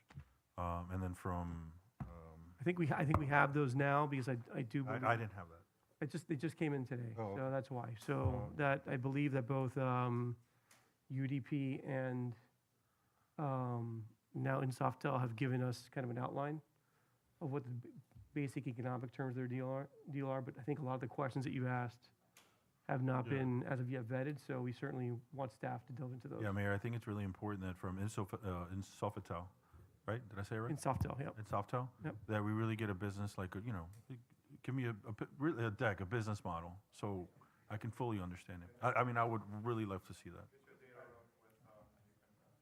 All right, and I don't know if you're giving that to the city manager or the clerk, but just get our information, just send it out to us. I think let's do it through the manager and then You'll distribute. he can distribute it. Okay? Okay, thank you all for your time. We appreciate it. Let's move on then. Colleagues, can we get a motion to approve the minutes of June 9th, 2026? defer Or you want them deferred? Yes, please. Okay, show that item as deferred. Mr. Manager, I think you're giving the report tonight? Yes, sir. Thank you. Yep. Just a couple things. Just wanted to, there were, in the area of capital projects, there were some turf improvements over at Murray Park. And that's been finished now. And certainly also a little bit of a repair, South Miami Park, natural sod restoration. Had some issues there on the south side. The type of grass there and turf was changed to have something that was a little bit more tolerant. And so that's completed. Fuchs Pavilion, some invasive removal to continue to help with the visibility towards the lake there, and certainly the pavilion itself was painted. Announcement on youth football and cheer. Away games begin August 14th, and first weekend is August 28th for a home game. After school program registrations are open for that. That program runs from August 13th through June 3rd. And again, that's serving students in kindergarten through sixth grade. On the event calendar, we have back to school Splash Bash Saturday, August 1st, 12:30 to 2:30 at the Gibson Bethel Community Center. And then just want to report on the electronics recycling event that was held June 13th. There was 993 pounds of electronics recycled. Comparison to the last time that it was done in 2024 was 342, so 993, so more than doubled. It's pretty good. And then certainly Taste of Somi, which is a big collaboration with our Somi district community, 41 partners in different sectors participating, and that runs through the end of July. And that's manager's report, and certainly answer any questions you may have. Commissioner Kaya, you're recognized for questions. Thank you, Mr. Manager. From the Grey Ghosts and the cheerleaders, are we marketing that in our social media and content, blasting that on their behalf to get a little bit more people understanding about our program in Palmer Park? Well, if it's not planned, we will. All right, thank you. Secondly, are we changing the grass model on the south side of South Miami Park? That was. I know it's done, but what did we do differently? It changed the type of turf to the St. Augustine turf that's more Durable? Shade resilient, and so I think that was a recommendation. Okay. That we were given. And lastly, you did Taste of Somi. Anyone you recommend, any good ones that you've been to? So we can let everybody know, because You can have a free Yeah, beer I- with a sandwich at La Traila. I did that this past weekend. so I you did can that enjoy today, by the way. And Yep. I would say, Influencer testimonial. Testimonial. I would say Secreto. Secreto's great, yeah. Secreto does a glass of wine, a appetizer, a meal, and a dessert for $36. And it's very generous. the And portion it's sizes. very good. Yeah, I For did that one lunch. too. They also Very have good. one for dinner. Yeah, That's the lunch one, and dinner they also have one. yeah. So I recommend it. It was great. I gotta get my chocolate fix before it's over. You know So- what? Something having, like, really, yes, restaurant, no taste of somi. You know, Kitchen 57 has bingo on Wednesday. No, there we go. Tomorrow night, I'll see you there. I know, there you go. Just before we move on from anyone have questions on the manager's report? No? Before we move on, Mr. Manager, if it's okay, I'd like to just, I know we had an announcement about a staff member moving on to greener pastures here in short order, and so I just wanted to have you put in the record. Talking so- about me or, oh, no. No, not you. Oh. We're lucky. I mean, unless you got some breaking news. Breaking news? You're gonna ruin my otherwise good mood. No, today, but- I'm jumping into hydrocarbons, so. No, so. You're technically under contract? Exactly. You're technically under contract? But I have a proposal for you for hydrocarbons. But No, yes, sir. Thank you for that.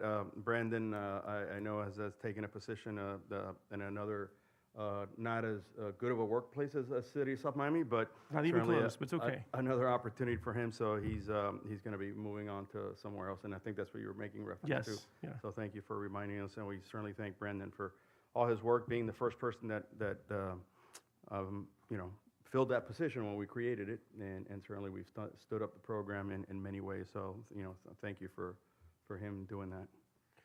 Yeah, I just wanted to, and I'll recognize you next. I just wanted to thank Brandon on the record. I had a film session this morning with the GMCVB, and if I didn't appreciate it before, certainly it became very evident the foundation you've laid today, because it was great to have a conversation about, you've got B footage, B-roll on this and that, and we've got a whole inventory of product that we can share with third parties to market the city and put us in a very nice light. And it's, the whole team that kind of kicked off this program was exceptional.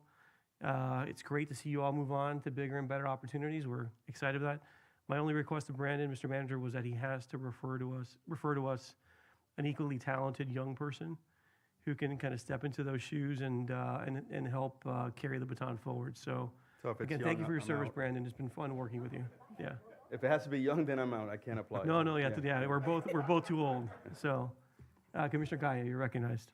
Brandy, I know, I always talk to you. I think you've done a phenomenal job. It's really like a startup, right? Like getting a product straight from zero, what you've done with our Facebook organizations, our marketing, and what you've learned to start doing from a digital perspective, from video, from photography. You've done a great job. Thank you for everything that you've done for the city. I'm glad that you got the position, and I think that the next person that's coming in has a very good setting and understanding of what they can do, so thank you for that. I really do appreciate you, and I appreciate everything you did for us. And on a second note, Mayor, I know he's here too, so Marcus, 20 years with the city. Oh, really? Congrats, Marcus. I know, Wendy, we usually do a thing, but Marcus Lightfoot is 20 years with the city of South Miami. That's something to be special about. And by the way, 20 years is 20 years. So thank you for a lot of things that you do, and I really appreciate it. Some of those were dog years, I'm sure. So thank you, Marcus. He was in pre-K when it started. Exactly. Okay, moving on. Let's get the city attorney's report. I'm sorry. Go Brandon, woo-woo. Okay. Sorry, anybody else? That was the whole point of mentioning that he was going on, because we won't have another meeting before he's gone. But we expect to celebrate his, future success. We can take a picture with him. Fine, let's do it. We do have a Taste of Somi conclusion party, correct? Marcus. We'll take a selfie. That's be very appropriate. So we do have a Taste of Somi wrap party. So I think maybe we can celebrate with Brandon his departure then. Bueno, that's your problem. So if I may, Mayor? Yes, sir. You're right. Because you're right. This is going to be the last meeting. I didn't really catch that. So I guess I'll But now you want to speak. No, I was going to there do it you more in private, but I remember, yeah, he's gone. I'm leaving next week. But hey, Brandon, thank you for, even though I've only been here for a little over a year and a half, it's been a great experience, learning what you've done with, just with the social media, from the Instagram going from, 1,000 to 12,000 followers, what you did with the website. I mean, what you do with us every time that we have a commissioner's corner, or the mayor has something, or any of us, and promoting.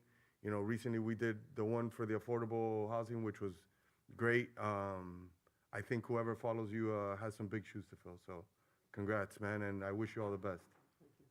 And good luck being a father, my friend. Yes, yeah, that's the biggest news. Sorry, Vice I'm Mayor. just going to finish out. I'm not going to be the only one that doesn't say something about it. But no, we're in the same field, so I've always appreciated him so much. I mean, just 4 years ago was the first time we as a city sent out newsletters. And to come from where we are then to where we are now is incredible. Redoing a municipal website is not an easy thing. I think you did an amazing job there, amazing job on social, amazing job on just, really doing the kind of outreach and media that you've done for the city. So thank you. Excellent. Okay, so selfie time? Yeah, come on, Brad.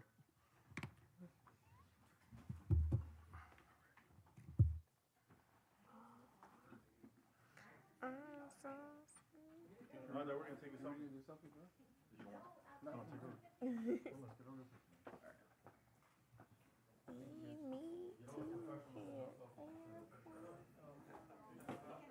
Wait, so the second Saturday, Alfredo will be there now taking pictures? That's what I'll be doing now. Is that what you're gonna do right now? This is my tryout. Well, the way you're holding it right now, you're fading completely. I don't have my glasses on, so you won't look blurry. Oh, my goodness. Marcus, go ahead and do that. Our feet are coming up.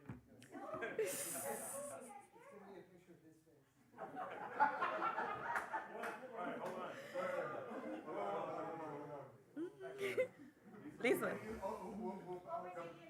John Edwards doing the backup. The backup performance. This is the backup. Here we go. Congratulations. I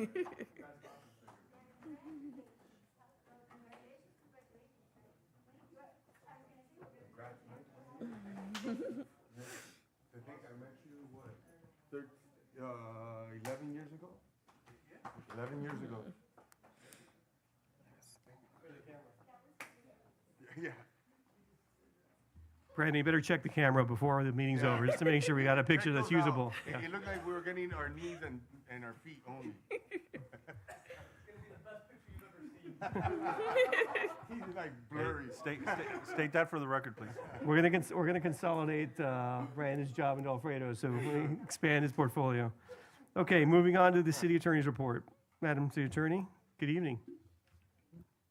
Mayor, I don't have anything formal to report today. We are going to be going over the charter amendment questions later, so. Get to it then. Thank you. Okay. I have a question for the attorney. Yes. Do we have an update when you say Turner? That's not, what was that? She mentioned she doesn't have anything formal to report, but we're going to go over the charter amendment items later in the meeting. My question to you is, do we have an update roughly on how the term sheets and the lease is going with 13th floor? I know that there was a meeting earlier this week. I don't have an update, but I can work on that well. The information provided by Mr. Ruscio at the meeting was that we are targeting, I think, the last meeting in August to bring the lease forward for our consideration. So that's the current timeline as last reported. Okay, thank you. Okay, you're welcome. Okay, let's move on. I'm going to skip the discussion items for the moment and just take up the consent agenda. Anyone have any questions regarding items 1, 2, 3, or 4 that you want to pull for discussion? No. 1, 2, 3, or 4. Item 1 is the, again, appropriation of the first $50,000 in art and public places money provided by VU Church. Item 2 is the grant of the easement at South Miami Park to Miami-Dade Water and Sewer. Number 3 is the interlocal agreement with Miami-Dade County on the Office of Film for film permitting. And the last is a resolution to purchase and install a new shade structure at Vice Mayor Bob Welsh Park. Okay. There's, no, that's not on the consent agenda. So, Madam Clerk, if you can read items 1, 2, 3, and 4, and then I'll entertain a motion to adopt all 4 items. Yes. Item 1, a resolution of the Mayor and City Commission of the City of South Miami, Florida, approving a budget transfer in amount of $50,000 from the Art and Public Places Fund to appropriate funds received from VU Church, Inc. for the Marshall Williamson Scholarship Program, Youth Programming, and Senior Programming, authorizing the city manager to take all action necessary to implement the budget transfer. Item 2, a resolution of the Mayor and City Commission of the City of South Miami, Florida, approving a revised grant of easement to Miami-Dade County Water and Sewer Department for sanitary sewer facilities located at South Miami Park, authorizing the city manager to execute the revised grant of easement. Item 3, a resolution of the Mayor and City Commission of the City of South Bend, Florida, approving a multi-year interlocal agreement with the Miami-Dade County Office of Film and Entertainment to issue permits to film and still photography companies, allowing them to utilize city facilities and services as authorized by the city.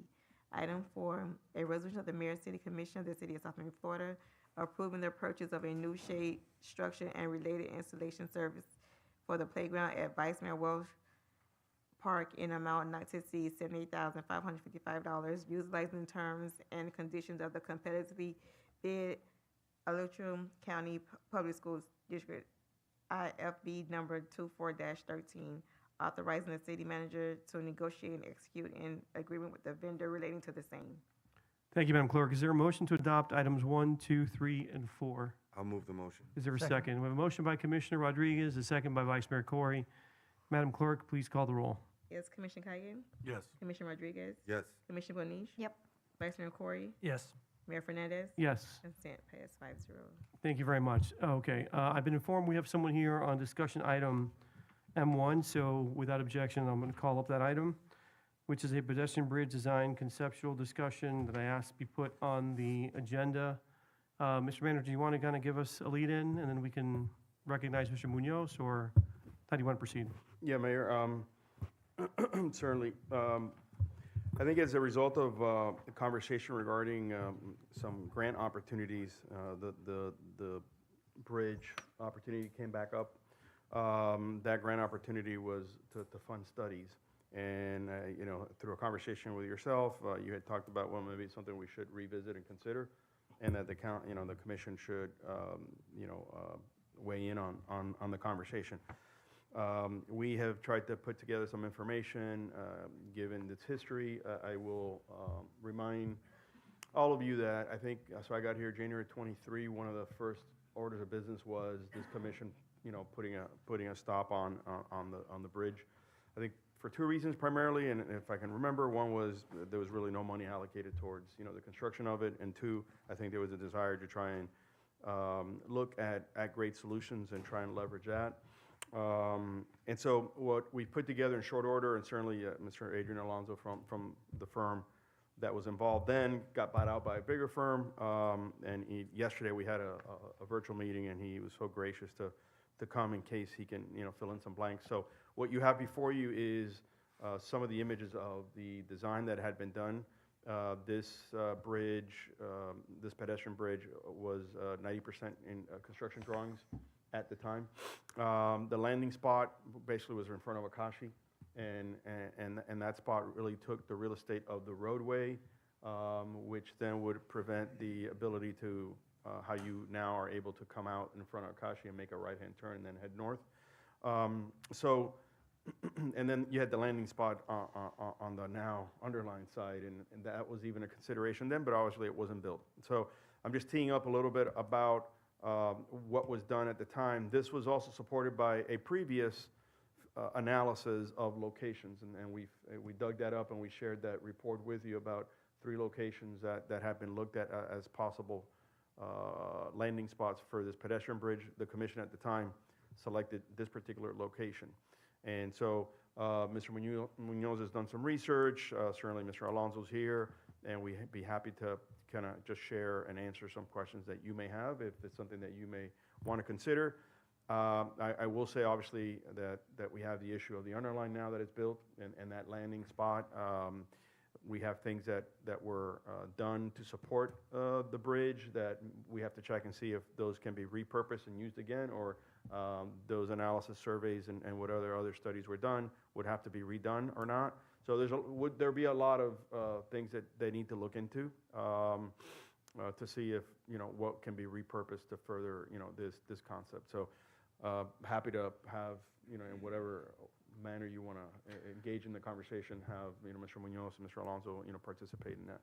So, Mr. Manager, again, just to build on what you said, the only reason I had been approached by our very intrepid grants manager about the fact that there was some planning money and possibly some capital money out there for us to revisit this connector. We had, as I think 4 of the 5 of us will recall, when we got here very early, quickly put the kibosh on a few projects, one being the police station and this project, both of which we'd spent somewhere in the order of $450,000 to $500,000 designing without a plan to finance it. The only reason I thought it was timely to possibly revisit the conversation is that we are, I think as of last Tuesday, we have a final understanding on the terms of the interlocal agreement for the CRA. And you'll recall that one of the items there is an allocation of about $28 million present value for transportation-related improvements. I just want to get a sense of whether this is an improvement that we want to see potentially financed out of that transportation allocation. That was my motivation for bringing it forward, so that, rather than have staff chase a grant for further study and analysis about this feasibility of this, whether there was an appetite on our part to kind of revisit, this improvement. As the manager said, there are some challenges that exist now in terms of co-location at this location, or not co-location, but siting the bridge at this location, given the advancement of the underline. This execution also would remove the slip lane for westbound traffic onto US 1 on the subject street, and basically make this an eastbound only movement. Functionally, I'm not sure how that works or not, but something we would have to analyze. But that's how it was designed before. So just wanted to put it in front of us for a quick conversation. Mr. Munoz has spent a lot of time digging into this. We do have, sorry, Adrian, what's your first name? Alfonso. Mr. Alfonso here as well, who can kind of, answer any quick questions you all may have regarding the possibilities. So with that, I'll turn it over to you all for questions. Yes, sir. You're recognized. So I guess being the youngest one here, I've never seen this, so I love it personally. I love it. I love the fact that you have advertising on it. So many second Saturdays, our art festival, a lot of the things that we do in the city, we can advertise it. And what better place to advertise than on US 1? My question is, do we know, since we're at 90% drawings, roughly, do we know what it would take to complete the drawings? Like, CHM, they would have to do a little bit more work, in fairness to them. I think they gave us sort of like a ballpark. really What was back-of-the-napkin the unspent approach. amount of the prior contract, Mr. Manager? So there was about $100,000 left that was not spent on that, so roughly the 400 and change that you said. So there was about 100,000 that was not spent on that had been approved. And I think that, I think that they said maybe it would take an order of magnitude of $200,000. I think it was what was shared with us, but in fairness to them, this is a conversation we had yesterday, and they need to go back and really, do a deep dive. Alex, if any of that I said is kind of not in line with, what we discussed, please jump in. But yeah, now, I say that, but with a full disclaimer that there are a lot of things that supported those construction drawings that, whether they can still be used or repurposed or, that's part of the due diligence process. Yeah, they would have to bring it to today's code, basically. No, beyond that, I think it's also the execution of the landing on the west or north side. Is, it's now in conflict with an existing improvement. So that's, yeah, if you want to address that, Mr. Alfonso, we'd appreciate it. Yeah, good evening, everyone. So Adrian Alfonso with CHA Consulting with our nearest office in Doral. So regarding the underline landing, before we already took into consideration the underline because it was being planned, and we had done that coordination in the past. We were in the middle of that, and then now, since the underline is constructed, we would just need to, revisit that coordination again with the county and the partners of the underline to make that work. So that's where that coordination would be. Will have to get revisited. It's basically, yeah. Do you have an order of magnitude costs on what it would take to build this, assuming we got through the design phase? To build that, I'd have to revisit the estimates, but I think we were like around the 5 million range. Okay. Right? Yeah, the original estimate for this particular crossing was 5.4. Okay, but that was in 2022, $1? Okay. The study was done in 2019, and their design was done in 21. Okay, so. So our design got to 2023 when when it will stop. Okay, my construction guys to my right say add 30% to that, so let's just say it's $7 million. 6.5. Yeah, okay, okay. And then do we have have you guys discussed or looked into what the utilization is of the bridge that was supposed to be the South Miami Bridge that's now at the University of Miami Station? What's the utilization there today? Do we have any sense of that? No, you're talking about the current. Yes, the bridge, current UN bridge. Yeah, Yeah. again, Yeah, I I'm know. just curious, and I don't know. what makes less sense to me about this is, we certainly want to get people across US 1, but the main goal is to get them into the transit station. We know Miami-Dade County is very particular about things touching or going over the guideway or touching their platforms. Some of that might not be feasible, but I'm just curious to seeing what number of people at that other location where you don't have any at-grade crossings in close proximity that are accessible because all that section is fenced in, how many people are actually using the bridge today? Because our condition is slightly different. There are multiple at-grade crossings that one could use as an alternative to this improvement. So I'm just trying to make sure, well, I think now we should have a conversation about it because we do have possibly the ability to finance it through a CRA. I still want to understand the relative return on that investment in terms of utilization. So I know if Mr. Manager, we can get some more information about that, that would be helpful. The crossing you're speaking of, obviously, we have not looked at that. However, I believe our company can provide services to give you numbers on that, like updated numbers. So if that is of interest, you can reach back out to us for that. Thank you. Yes, please, go ahead. I personally don't see any difference from when we originally looked at this till now, except that we find ourselves in a more precarious position cash-wise than we did when we decided that this was not worth our money. More than that, I think we find ourselves, just like I said when we were talking about, and I know it's not safe streets, but it was that study where people are getting hurt on county and state roads, and they're looking to us to pay for it. US 1 is not our road, yet we're being looked at to fix or fund or find a way to fund a bridge that is crossing a street that is not ours. So I ask myself, in a city the size of ours, with a budget the size of ours, and a populace the size of ours, why on earth would we undertake something like this that has relatively small benefit to us? Because you did just mention there are various ways to cross US 1. My husband can attest, he crosses it probably more than once a day.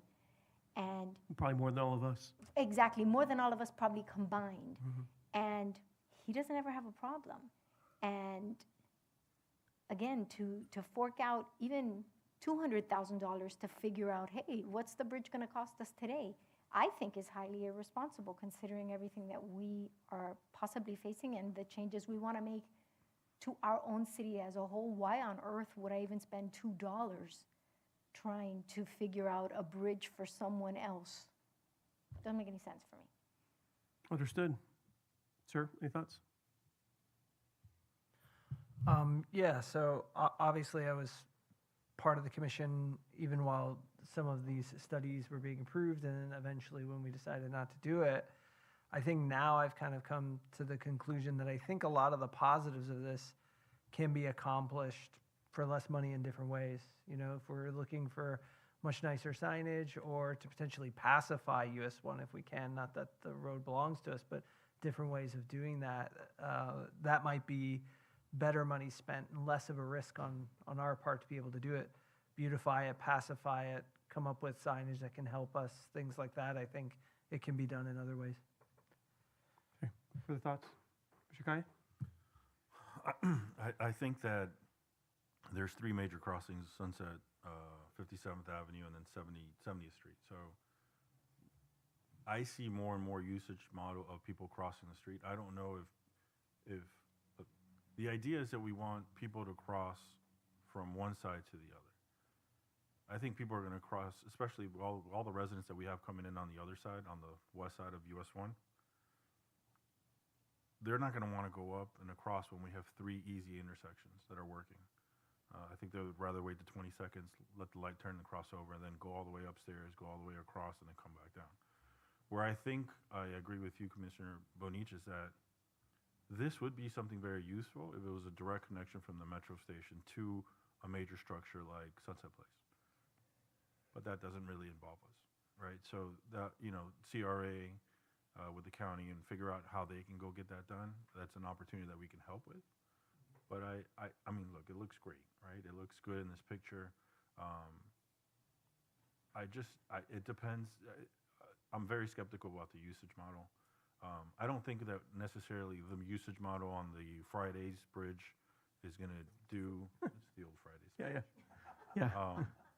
I think it's going to get a lot more usage with all the new model that's coming there with the new student housing, but that's 2 buildings. No, I know, So and I we think, have a lot more. and I think the difference is, unlike our condition, there are no immediately accessible at-grade crossings there, because they've basically fenced in that whole perimeter. So I share your skepticism. Again, I wanted to bring it back because, again, we had this grant opportunity. We've done the design, a large portion of the design. There is a back-end piece to help us finance it. I'm gonna say we have to pay for all of it, but we do have a way now to find a path to doing it. Before we had none. I think it is a substantial amount of capital that's dedicated to it. My biggest concern has always been if we spent it, would it get used? And that question would be something I would want answered before I wanted to spend any money on anything else, whether it's design or whatnot. I really understand what the utilization model would be, given the conditions here. But I share your skepticism, quite honestly. So, yes, sir. I had another question for you. Yeah. You would know more than I would. Is this something, the grant or anything that we can provide to like the third-party Midtown developers to figure out if they can use that said grant? If we have a lot of the infrastructure, maybe we can connect them with them. They can get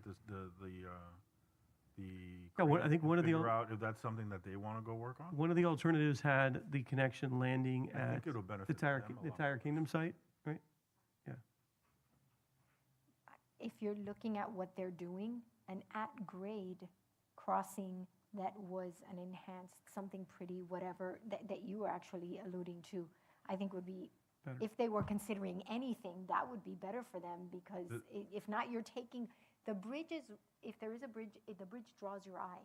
So if you're a developer and you're building all of this thing, the last thing I think you want is a bridge there. The only thing that I would say about that is that if we're using a metro station and this is a destination that's going to be used a lot more, no, it would be this one not. I'm not talking about this one specifically. Again, I'm talking about one of the one- options actually connected, had the landing on the east side, east and south side, near the Tire Kingdom location. It's not the designed option, but the study did look at that as a location. I think, to your point, to his point, that would probably serve that property better certainly than this location. Again, what I'm hearing generally is, we don't think this is worth our time. And I just want to make sure that we had a group understanding. There are additional dollars that we could pursue. I don't want our team here pursuing grant dollars for something that we don't intend to execute. So my only point in bringing this back was, hey, the only thing in my mind that has changed is we could choose to find a path to finance it now. It doesn't mean that we should or that we would want to, but there was the possibility through the CRA, since we did make a commitment to spend $28 million of that present value, future revenue on transportation-related enhancements. This certainly fits within that bucket. So I think just quickly to wrap up the conversation, it seems like everyone's pretty much, again, the consensus is thumbs down on this. Yes? Okay. If I guess, Mr. Manager, if we can be a resource to a project sponsor that thinks this could be highly beneficial, we certainly want to support, the advancement of that on their behalf. But I think from the position of the board is, this is not something we really want to kind of invest our time, staff time and energy behind right now. Okay? Let's close and move on with that. And again, Mr. Alfonso, thank you so much for your time. We appreciate you being a resource to us. Okay.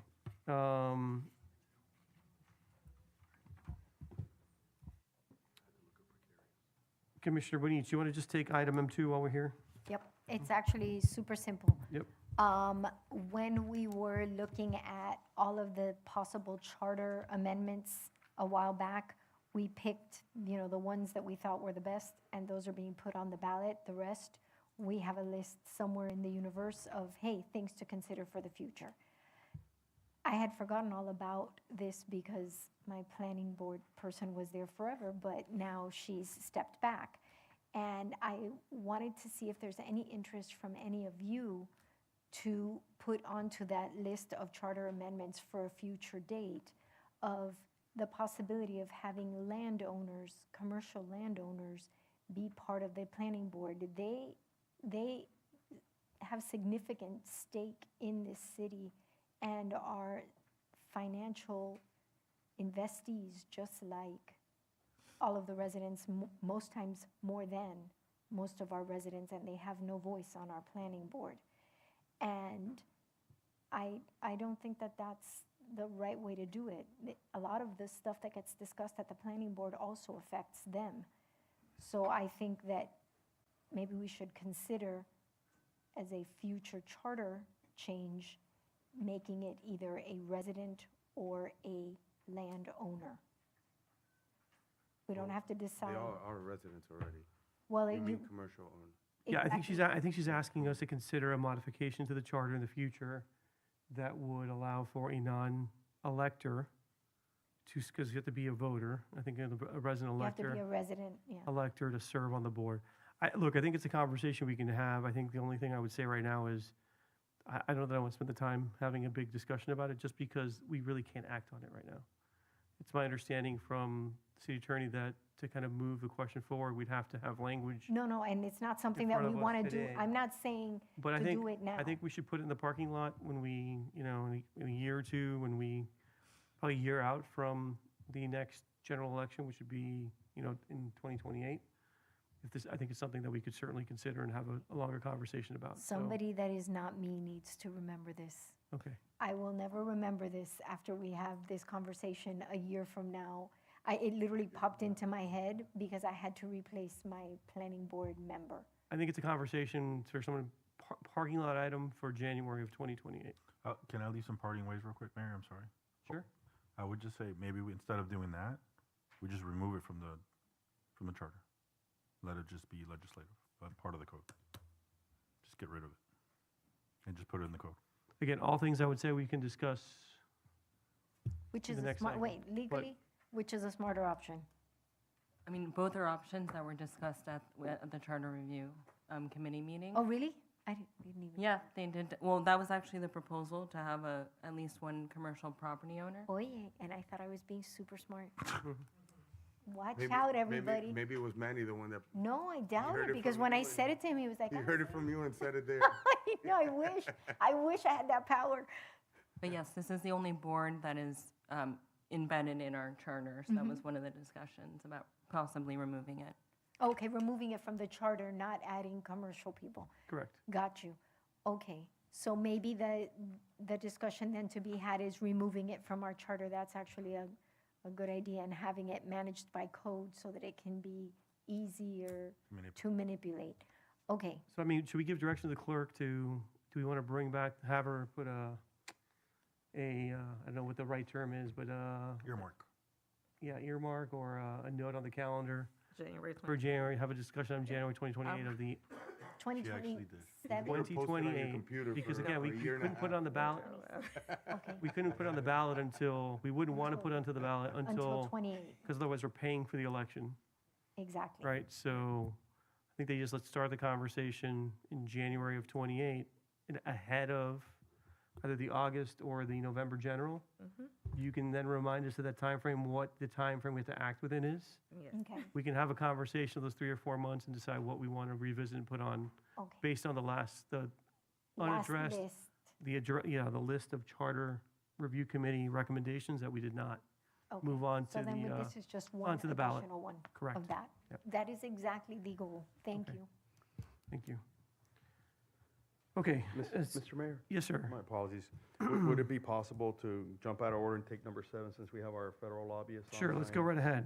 Item 7. If you could read the record, please. Item 7, a resolution of the Mayor and City Commission of the City of South Miami, Florida, selecting and awarding a multi-year professional services agreement to Becker and Polly called PA for Federal Lobbying Services, authorizing the city manager to negotiate and enter into a multi-year professional services agreement with the lobbying consultant in an amount not to exceed $40,000 annually for a 3-year term. Thank you, Mr. Manager. Do you want to add anything, or? Mr. Mayor, I mean, obviously, Mr. Omar Franco from Becker is online. He's in Washington, and may be able to ask him about bridge funding, but this has been an ongoing relationship, and we needed to structure our agreement and provide for a multi-year agreement. So it's before you at an annual cost of $40,000. And so we appreciate the consideration, and he's certainly available to answer any questions. Colleagues, any questions? If not, is there a motion? Mr. Franco, I don't want to, just again, thank you for appearing. I don't think we have any questions for you at this time. We'll entertain a motion to adopt. I'll move We it. have a motion by Commissioner Bonich. I'll second it, and thank you, Mr. Blanco. Okay, Minister Franco. okay. We have a second by Commissioner Kaye. Madam Clerk, if you can call the roll, please. Yes, Commissioner Kaye? Yes. Commissioner Rodriguez? Yes. Oh, it's a public hearing as well, I'm sorry. Oh, it is a public hearing item. I'm sorry.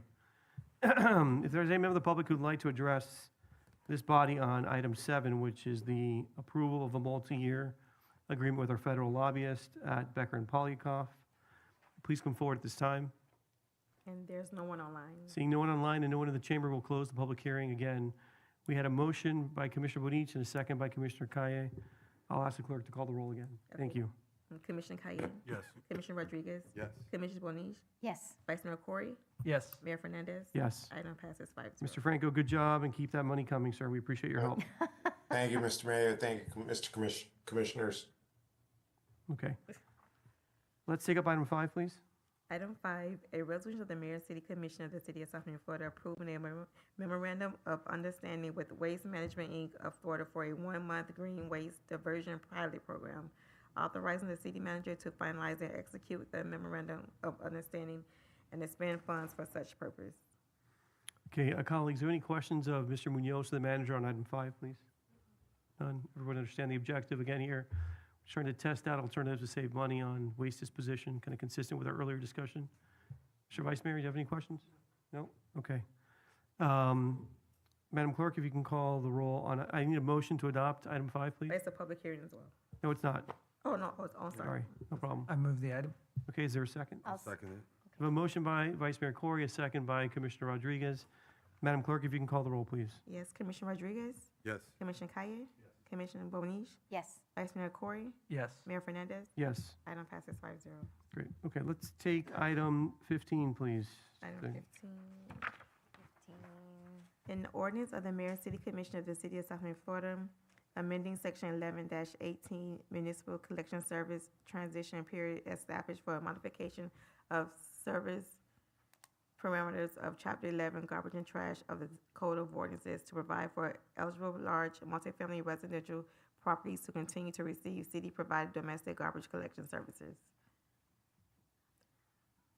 Thank you. Mr. Manager, I think, sorry, my apologies. Madam Mayor, sorry, Madam Mayor. It's been a long day, folks. I apologize. Madam City Attorney, you probably need a Madam Mayor so we can keep things in order here.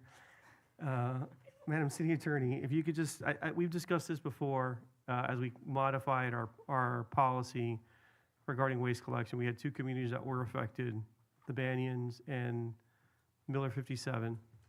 And I think we were trying to find a path to continue to accommodate them as part of our residential waste program. So can you just walk us through the legal basis for doing this? I know we had some conversation before. There was some concern about whether or not we could grandfather them. I just want to personally understand how we got into a position that we felt that this policy was defensible. Sure. Mayor, happy to answer that. I'm just pulling up the ordinance because it does spell out the history. I know we've gone back and forth on this ordinance over the years. So where we've landed now, after further operational and fiscal analysis from staff, and to ensure that there's fairness and we're maintaining continuity of historical service patterns, the city administration and you all today would be amending Section 11-18 of the code to provide for the continued city-provided garbage collection services to large multifamily residential properties that exceed 20 residential units but have historically received continuous city-provided domestic garbage collection services since January 1st, 1979.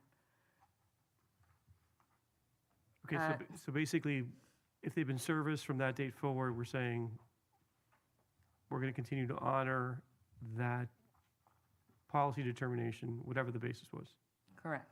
Okay, and we think that that is legally defensible against any third parties properties who may otherwise want to be serviced by us because they've been just in continuous service since that period of time. Yes, we do, and we can certainly confirm that on second reading as well in the ordinance. Okay. I know we wouldn't have put it forward on the first reading if it was not, so, yes. And then, Mr. Manager, and to you or Mr. Munoz, my only question is, again, this stays within the existing operational cost structure for solid waste residential program, or does it affect our cost structure in light of the other modifications we made to kind of go from 4 to 20 units, correct, was the threshold? Yeah, Alex Munoz, Director of Public Works. So yes, the presentations that we did before showed that, and it does say this one, we're already servicing them, so it doesn't have, there's no change. No, understood that we're doing it, but we also are now expanding the cohort of Up to 20. up to 20. Yes, So the up to 20? The aggregate of that, Mhm. does it change our cost profile? Right. Are we doing it within the same? There was two minor impacts, right, that we absorb. Okay. There wasn't an operational impact in terms of adding Okay. equipment or personnel. Okay. There was obviously a change in the tipping fee, right, because we would have to pay for those additional units. Some came out as well, so, we did the math on that. But it was an additional, the additional tipping and the loss of franchise. Okay. But it was something we explained that we could absorb. Okay, just wanted to make sure that Yeah, I'm but remembering. no new staff and no new trucks. Want to make sure I'm remembering correctly. Thank you. Okay. Colleagues, any further questions? Can I make a comment? Please, you can. So I spoke to a resident today, and they're extremely happy with the situation. They had already gotten out of their contract and have been on a month-to-month, so they've been working on this, so they're extremely excited, and they said thank you, by the way. No, I'm happy for them. I will tell you that one of these communities, we've had calls recently, myself and staff, because they are large communities, their waste piles are a particular nuisance for a lot of the abutting single-family neighbors. And so, again, I think I would like to revisit the conversation about, I feel like I'm trying to invoke Josh Liebman here and eliminating or modifying that service, because we do see a lot of piling on, particularly for larger communities on these major corridors where it's easy for people to come in and just dump their third-party waste. Oh, but this is like. Not related to them, it's just, Illegal dumping. Correct. One of there was a neighbor who was very happy that that they were being pushed out of the program because their pile would essentially go away, right? So I just want to make sure that again, I'm not blaming the Banians or Miller, 57 per se for that dynamic, but I think it is just something, a byproduct of the fact the service exists for a community this size, that a lot of stuff gets aggregated there, some of which is from that neighborhood, some of which is from just people taking advantage of the fact that they can dump their waste there. Yes, sir.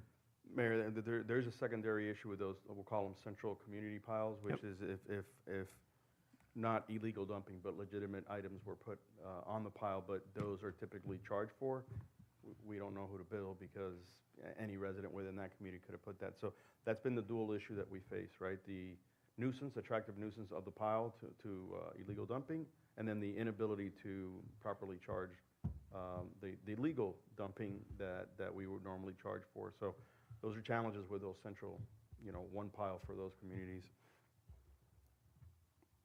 Yes, ma'am, recognized. Thank you. I remember, and maybe I'm remembering incorrectly, but I'm hoping my memory isn't failing me, that when we are dealing with the community right on 6-2, right behind where they're building Sprouts, they literally reach out to us when they are going to trim their trees, and we pick it up.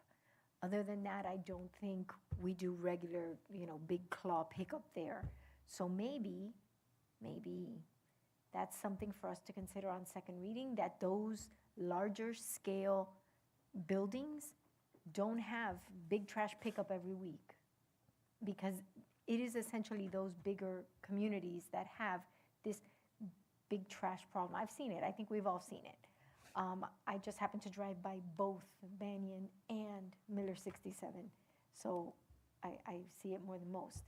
I also think, it's funny you say Josh Liebman, I also think we need to look again at how we manage that big garbage pickup, because our city is never completely cleaned up. And I don't think that it is beyond the realm of normality to say to somebody, you are Tuesday big trash pickup, you can't have it out there, more than 24 hours, 48 hours, whatever it is. My gardener knows big trash pickup is on Tuesday, so when he's cutting stuff at my house, he is there on Monday.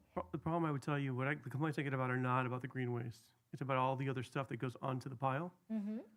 Some of which is, people have home-based businesses and they're dumping their business-related items into our pile.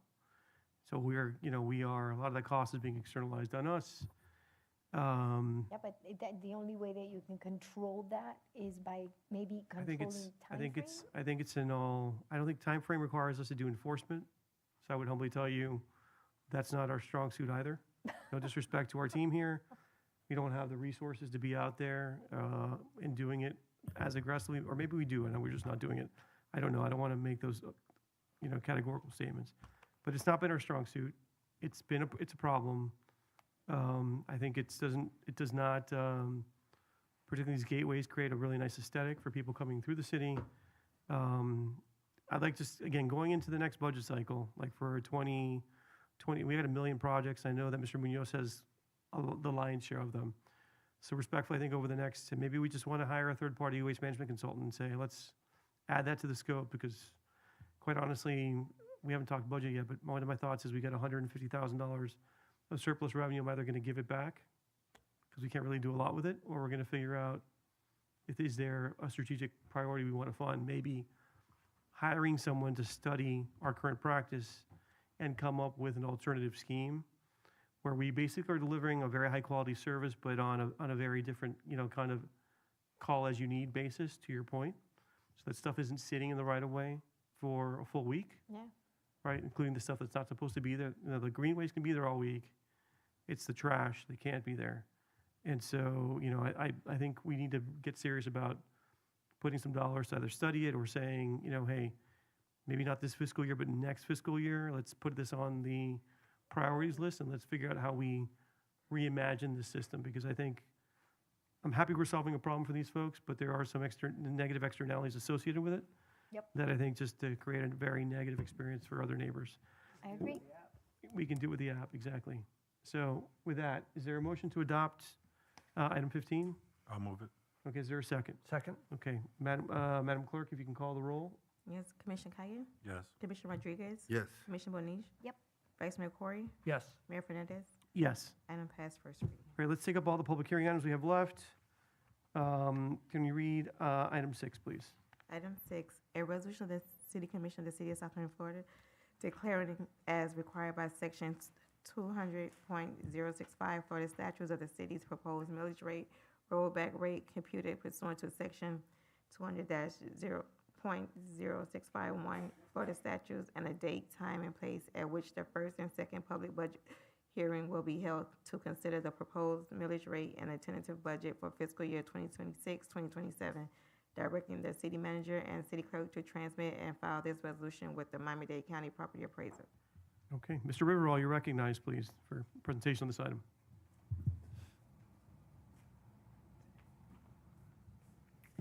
Good evening, Mayor, Commission.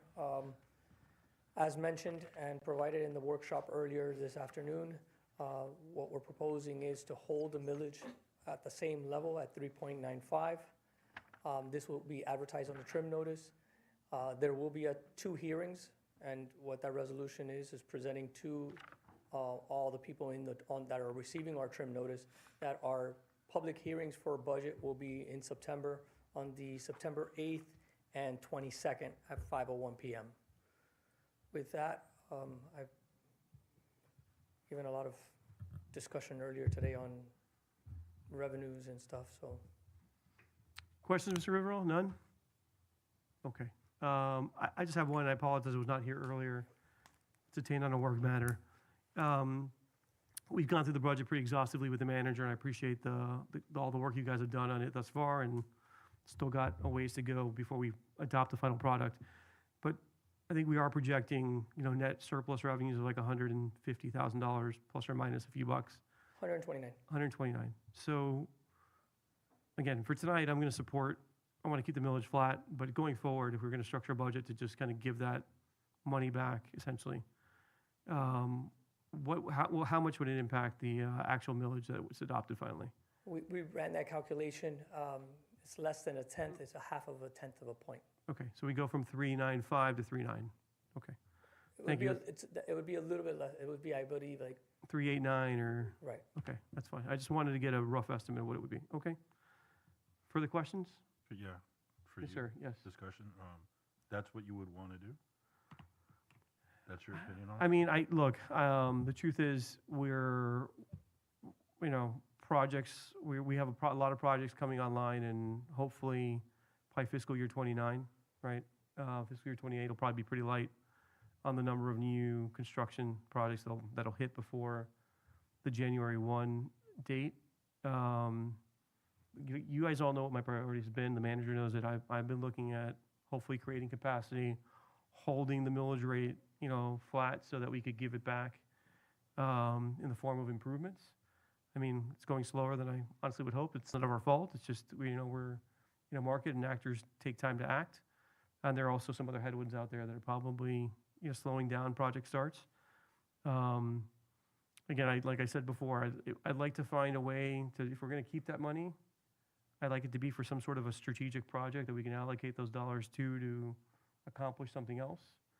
Whether it's, financing a study to figure out how to reimagine a service or some other idea. And if not, I'm just throwing out there one thing we could do is certainly continue to nudge the millage down, which certainly helps with some related conversations I know you and Vice Mayor Coy are having on annexation, because it pushes our number closer to the county's operating millage.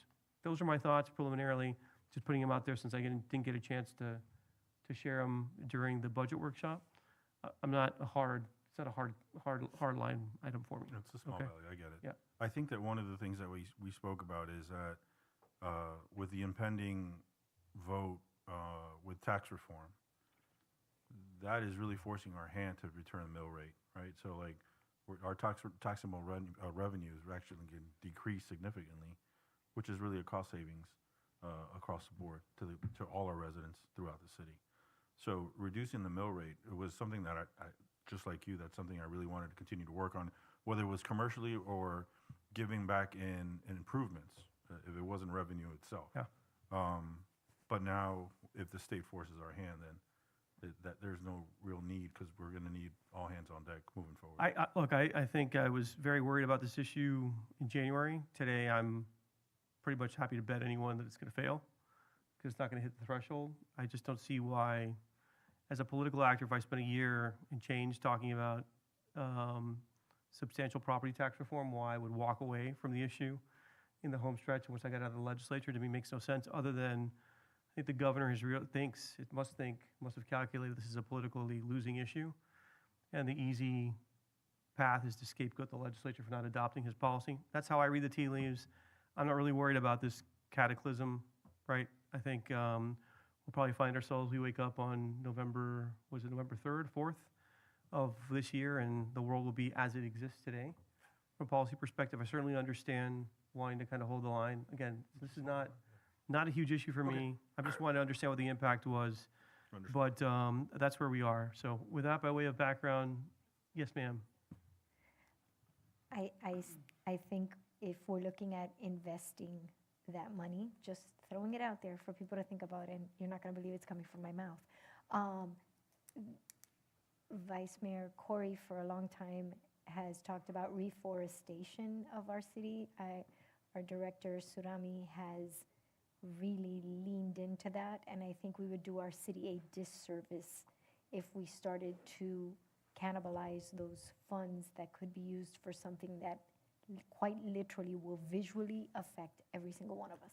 So I just put it there. We don't really need to talk about it, but just something to I consider. think it's an excellent option, so would support it. Okay. Thank you. Do we have a motion on this item, Madam Clerk? No, and it's a public hearing. It's a public hearing item. So if there's a member of the public who'd like to address this commission on item 6, which is our setting of the proposed millage rate for fiscal year 2027, please come forward at this time. Seeing no one in the chamber and no one online, Madam Clerk, No. we will close the public hearing. Colleagues, is there a motion to adopt the millage as proposed by the administration? I'll move the motion. Is there a second? Second. We have a motion by Commissioner Rodriguez, a second by Commissioner Kaye. Madam Clerk, with that, please call the roll. Yes, Commissioner Kaye? Yes. Commissioner Rodriguez? Yes. Commissioner Bonish? Yes. Vice Mayor Corey? Yes. Mayor Fernandez? Yes, Item passes 5-0. thank you. Let's read item 8, please. Item 8, a resolution of the Mayor and City Commission of the City of South Bend, Florida, calling a special election to be held on November 3rd, 2026, for the purpose of submitting to the electorate a proposed amendment to Section 4 franchise of Article 6 General Provisions of the City Charter as presented in a ballot question relating to franchises, including to define the term franchise to exclude leases, providing for requisite ballot language and charter amendment text for submission to the electorate, providing for the city clerk to utilize the services of Miami-Dade County Supervisor of Elections for the special election.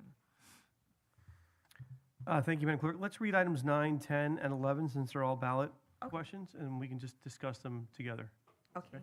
A resolution of the Mayor and City Commission of the City of South Miami, Florida, calling a special election to be held on November 3rd, 2026, for the purpose of submitting to the electorate a proposed amendment to Section 3 publication requirements of Article 6 General Provisions of the City Charter as presented in a ballot question to allow notice of proceed ordinance to be published as permitted by Florida law, including on publicly accessible website, providing for requisite ballot language and charter amendment text for submission to the electorate, providing for the city clerk to utilize the service of the Miami-Dade County Supervisor of Elections for the special election.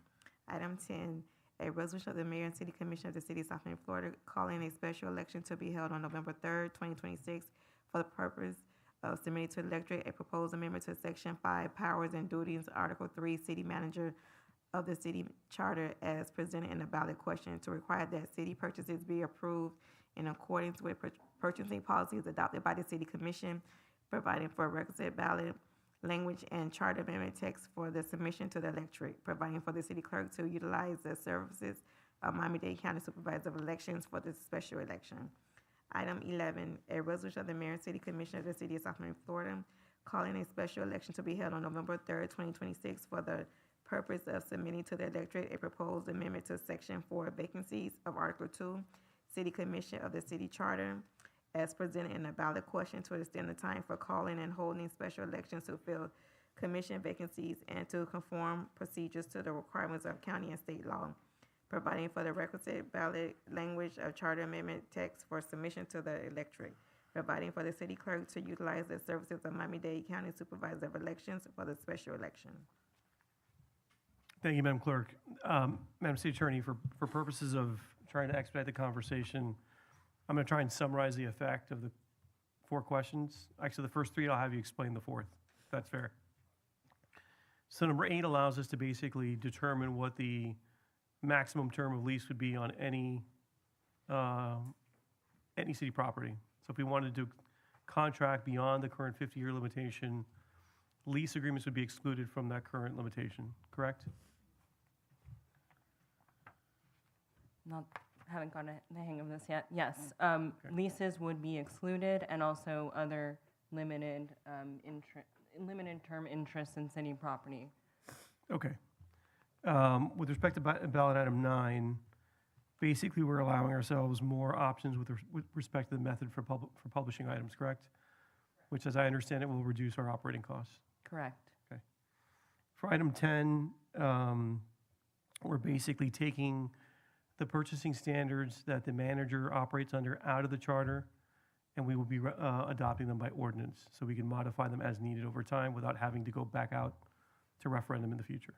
Is that the effect of that item? Yes, that's the effect, and it does call for it to be approved by ordinance as part of the budget process every year. Okay, great. And then can you explain item 11? What's the effect of it? Sure. So, this was a question, oh, this is the vacancy question. Right now, our City of South Miami charter provides that vacancies have to be held within a certain time frame, which is somewhere between 30 to 60 days. The effect of this amendment would be essentially to extend the period for when the city would have to call and hold a special election in the event of a vacancy. And that's really just to comply and to allow for us to schedule the special elections in coordination with the supervisor of elections. Okay, great. So basically, we're conforming with their process. We would be, they don't really have a time frame, but they usually need more than 30 It's days. 60 days to go, okay. Right, so the recommendation actually came from the clerk, we should extend that time period. And that way, also if electors were, or residents were to look at this, they would say, they wouldn't be concerned that you all didn't hold an election within the time frame. Sorry, I don't think I made myself clear there. If the charter says you have to hold it within 30 days, but the supervisor won't consent, we don't want to be in violation of our charter. So we would be extending the period effectively. So we'd be extending the period based on the determination of the supervisor election? Correct. Whatever that period is. If she What- says it's not 30 days, it's got to be 90 days. It would be held in 90 days. Correct. Okay. Colleagues, any questions on the 4 items? Okay, well, let's go left to right. Madam Commissioner, you're recognized. Yes. Sorry. 9, 10, 11 makes sense to me, even the way they read is simple. If you read 8, there is a ton of words there. There has to be an easier way to say this. If it wasn't because Javi's sitting here explaining to me exactly what that says, and I was just, any person standing there trying to vote, I would have no freaking clue what you're trying to tell me here.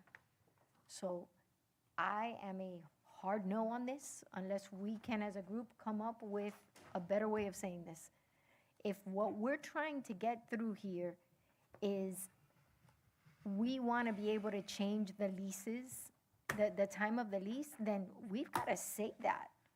I mean, if you read this, it's like a word salad, and I get it. Like, sometimes people are trying to confuse people. That shouldn't be what we're trying to do as a city. Yeah, quite the opposite. Thank you. So, I agreed with, I agree with Commissioner Bonich. The thing is, I spoke to the manager, so if you read the language, what you're reading here, read it. It says, so basically what it's doing, it's it's removing leases out of it, so then leases and 99-year leases, and it's no longer 50 by exclusion, basically. That's the way that. If you didn't have the city manager and the city attorney No, and I the wouldn't have mayor, understood you it. I wouldn't said know it what was that means. unclear. Correct, because the reason there, it's not stating it like you said. So can I just jump in here and say, Madam City Attorney, is there a way to recast the language between now and the end of this meeting so that it can read more affirmatively expressing what the actual change is, which is you restate there's a prohibition in the charter in the section on leases of a term of greater than 50 years? Yes. Your approval of this item would allow the commission to enter into an agreement or enter into leases with a maximum term that they determine to be appropriate. Something that's a little bit more direct, as opposed to you're now trying to say only franchise agreements are subject to that term. Okay, so if I may, Mayor, I think it would be helpful if we go to the actual language of the franchise definition, and maybe we can work from there. Yeah, it's page 3. Or it's page 6 of the ordinance, or the resolution. No, it's page, Including well, leases and other page limited 4. term agents. It's Exhibit A, the Oh. text of the proposed charter amendment. So we definitely want to make sure that the text change reflects the question. And to your point, Commissioner Bonich, we can't have misleading ballot language, and we want to and it does have to be accurate. So I just want to make sure that you all are okay first with the text amendment, which is deleting from the definition of franchise, leases, and any agreement for a term of 3 years or greater that would grant, give, convey, or give a person any interest in real property owned by the City of Miami, a limited term of years, a franchise. So that's the first half of the question. We're basically deleting from the definition of franchise leases and those other granting, giving, conveying, or otherwise encumbering our real property for a limited term of years. And so we've now defined franchise to mean a special privilege or right granted by the City Commission to a private entity, allowing uses of public property for constructing, operating, and or providing a utility or other public service for a term of 3 years or more. And we specifically say a franchise does not include a lease, which remains subject to Article 2, Section 6 of this charter. We added that language since we saw you at the last meeting because we did want to make clear that leases would still be subject to Article 2, Section 6, which provides that there's still a supermajority vote required for a lease. But there would no longer be there would no longer be the term limit for 50 years. How many words are we at with the proposal that you have in front of us? We're limited to 75, correct? Yes. Let me double check that because we went back and forth. I think we had a few words to play with, but I think we're pretty close to the.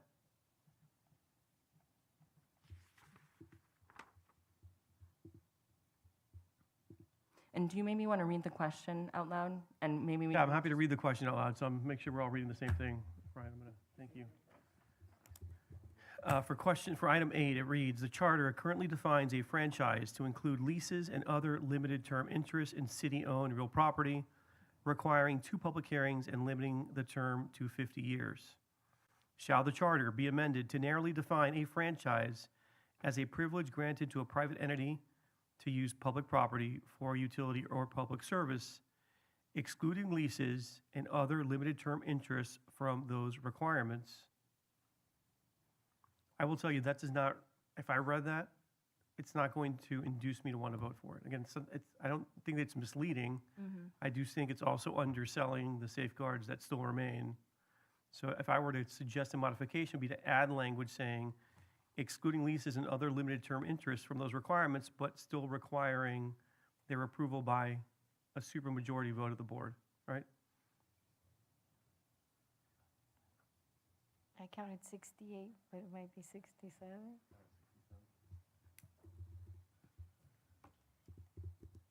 So, Mayor, I think I hear you. So basically, we would add, still requiring. No, but this is the actual question. What you're going to vote on is this. It's right here. This, here, and then you check yes or no. That's the actual, that's what it says here. Sorry, what, can I We're reading the actual question. You were reading it, but the actual one is here and then finishes here, and then you vote yes or no. That's the valid question. That's the way I read it too, Mayor.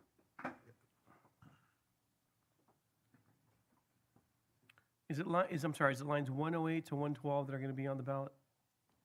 Or 129 to 143. 129 to 143. I read 108 to 112. Yep, so it's actually reflected 2 times. Oh. That's just the notice. Okay. In 108 through 112, and then the official ballot language. It's the same question, though. Okay. It should be the same question. Confusing the hell out of me, honestly. I mean, there's so- the two. Okay. It doesn't This is matter. official, but Okay. So 68. 68 is what words, the city okay. manager counted. I don't know that more words makes this more palatable. Sometimes it is. I think it does simply because if I were to, look, we all have a healthy skepticism of our elected officials, including all of us, notwithstanding how great I think we all are, right? But I think if you say excluding leases and other limited term interests from those requirements, with the exception of a required supermajority vote, right? All of a sudden say, oh, okay, there still is a safeguard, right? Not as to the term, but as to the consensus that's required for a lease to be approved, right? So I don't know if adding the words with the exception of a supermajority vote keeps us under the 75-word threshold. Can we take out narrowly define a franchise? Like, you know what I mean? If you want to add those words, are there words in this word salad we could take out? That's ChatGPT. What words are you? He's ChatGPT. We could say redefine. Well, hello Hey. there. Wow. Where'd you pop out of? Wait a minute. Just as a point of My personal glasses. curiosity, I just got out. really? Yeah. So you had the whole item? Sorry, I don't mean to take away from this. We'll talk about it, but yes. But Superhero. everybody who came to speak on your item spoke on mine. Congratulations. Thank you. You're welcome. Glad I was able to get out of there quickly. Much appreciated. Yeah, I took it for you. Took one for the team. Thank you.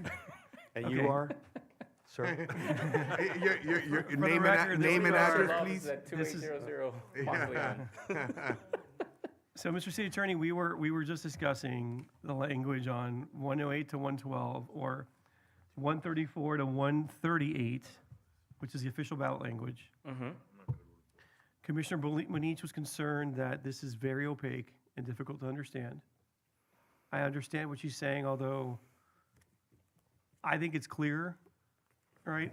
What concerns me is more the fact that as a layperson, if I'm reading this, it reads to me that we are exempting leases from all of the term requirements without expressing to the public that there still are safeguards as to the threshold for their approval, right?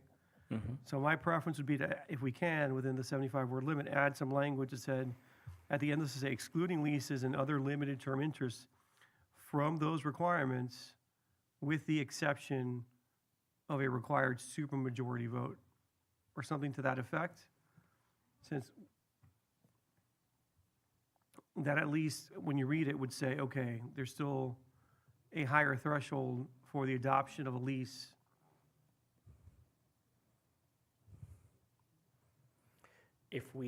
How many We're at words do we have? 68 words, I Ms. believe. Seema? Yeah. Okay. Oh, you got it? We have- You have a proposal? There were 68 words currently. 68 currently? Okay. If hyphenated words are 2 words Yeah. They are. Yeah, just, from a legal standpoint.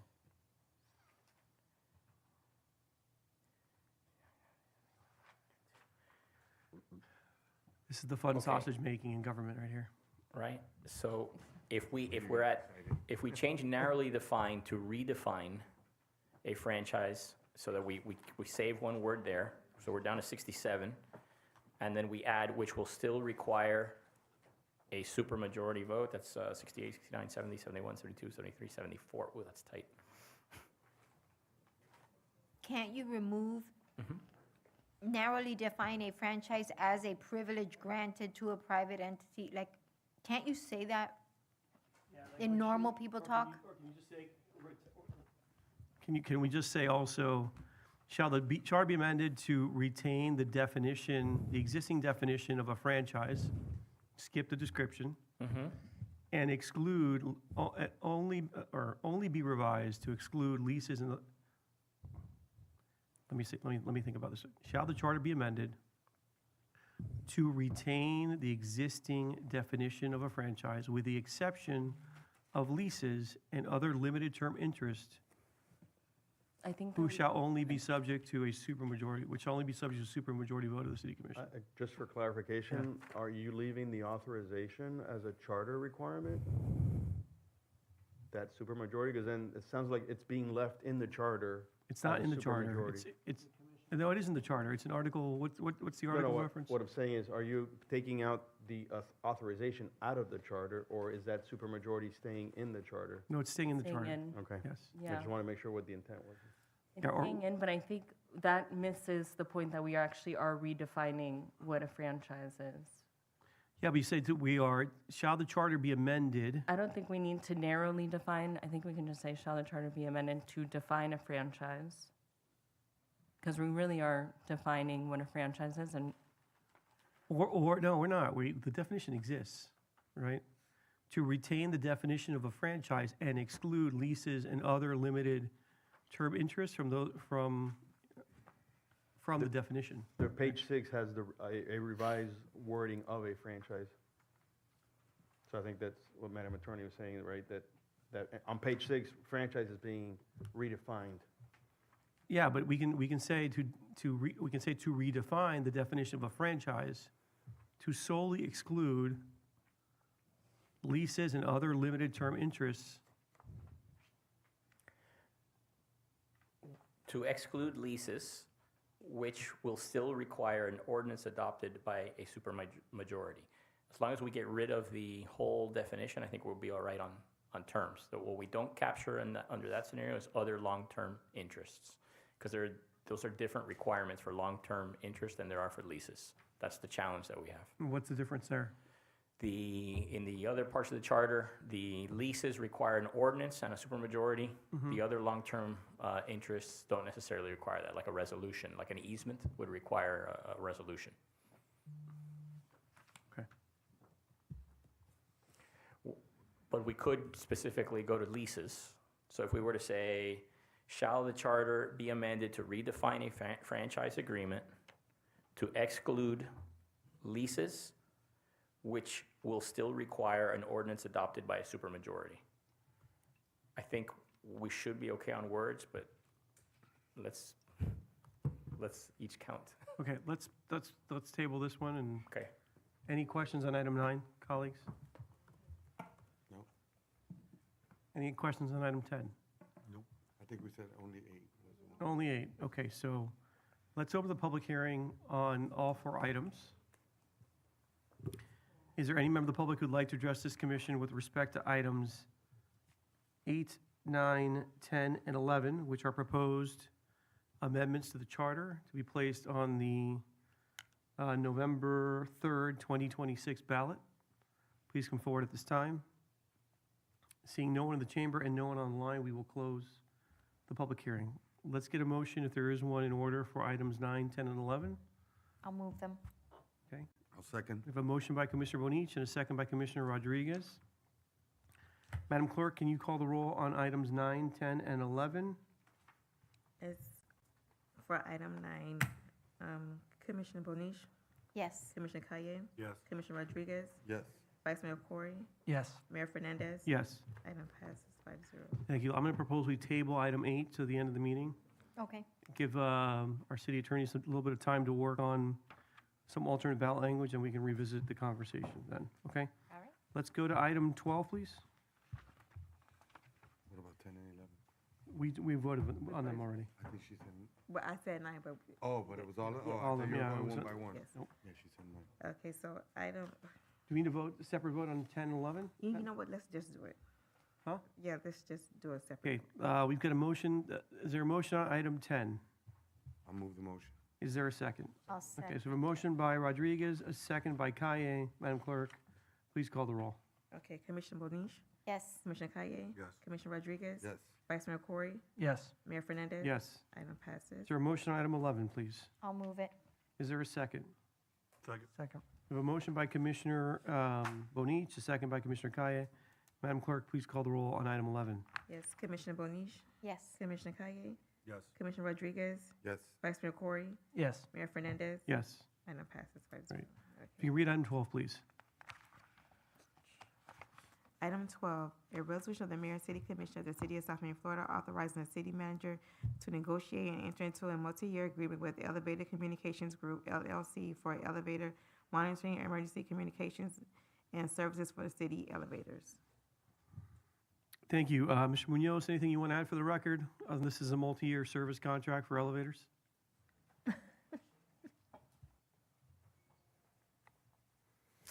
Yes, this is a replacement contract for the changes that we made over at the parking garage. We have to provide this service. Currently, we're providing it a different way, which is not really in compliance with what we need to be doing. So this gets us in compliance. It's here in front of you because exactly what you said, it's a multi-year contract. Only it's about $2,400 a year, but it is a multi-year contract for 3 years. Colleagues, any questions? Okay. Is there any member of the public who'd like to address this commission on item 12? Seeing no one in the chamber and no one online, we'll close the public hearing. Is there a motion on item 12? I'll move it. Is there a second? A second. A motion by Commissioner Bonich, a second by Commissioner Rodriguez. Madam Clerk, please call the roll. Yes. Commissioner Rodriguez? Yes. Commissioner Bonich? Yes. Commissioner Kaye? Yes. Vice Mayor Corey? Yes. Mayor Fernandez? Yes. Item passes 5-0. Madam Clerk, if you could read item 13, please. Item 13, a resolution of the Mayor and City Commission of the City of South Miami, Florida, authorizing the city manager to negotiate and execute multi-year professional services agreement with Urban SDK Inc. for traffic analytics, geospatial data and decision support software services in amount not to exceed $101,818. Thank you, Madam Clerk. Chief, anything for the record? Okay. Colleagues, any questions of the chief on item 13? No. Nope. Okay, so this is a public hearing item. If there's any member of the public who'd like to address this commission on a contract with SDK, Urban SDK Inc. I Yes, do have one question, I'm sorry. you're recognized. Chief, is there any way that, I was just looking at the data reports with Director Munoz on an SDK. My understanding is that we can do traffic counts as well through the SDK system. Is that affirmative or negative on that? They can do hard counts. It's a separate traffic Query? study that they can do, yes. Not with the current software that we have here. So how do we do it? They'll aggregate some data for us, but it's not a hard count that the county would accept. No, it's not about the county, it's for our information. But is it part of the system now, or it's something separate we have to go do? I'm sorry. I didn't catch that. It'd be separate, sir. Is that something we have to pay for? I'll have to check on if it's a hard count, yes, it's something separate we'd have to pay for. But I think I just want to clarify something. We are able to extract a volume. Yes, we can of extract a traffic volume, but it's through not it. the exact. Oh, But that's it's what not I ju- exact because it's aggregating smart technology, so it doesn't pick up every single car. But Correct. it does generate a volume report, I just want to make sure we're on the Yes. same page, as well as an average speed, right? saw- So there is a volume. I saw the report earlier today, Mhm. and I saw the average speed. I just didn't see a count. We've done it for, I don't know what analysis that was for, but we've done volumes for other. Yes. Okay. Yeah. If you guys say so. Yeah. Now, it doesn't replace the physical count, I know. right? And it's not 100% because it's picking up on smart technology, which doesn't pick up every single car. But I just want to clarify the issue of there is a volume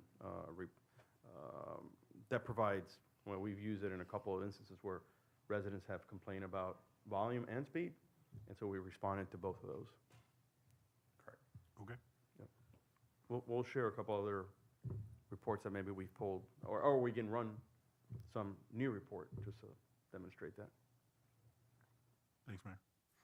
Thanks, Chief. Thank you, Chief. We appreciate it. Again, if there's any member of the public who'd like to address this commission on item 13, please come forward at this time. Okay, seeing no one in the chamber, and again, Madam Clerk, no one online, we'll close the public hearing. Commissioner Guy, you want to move this item?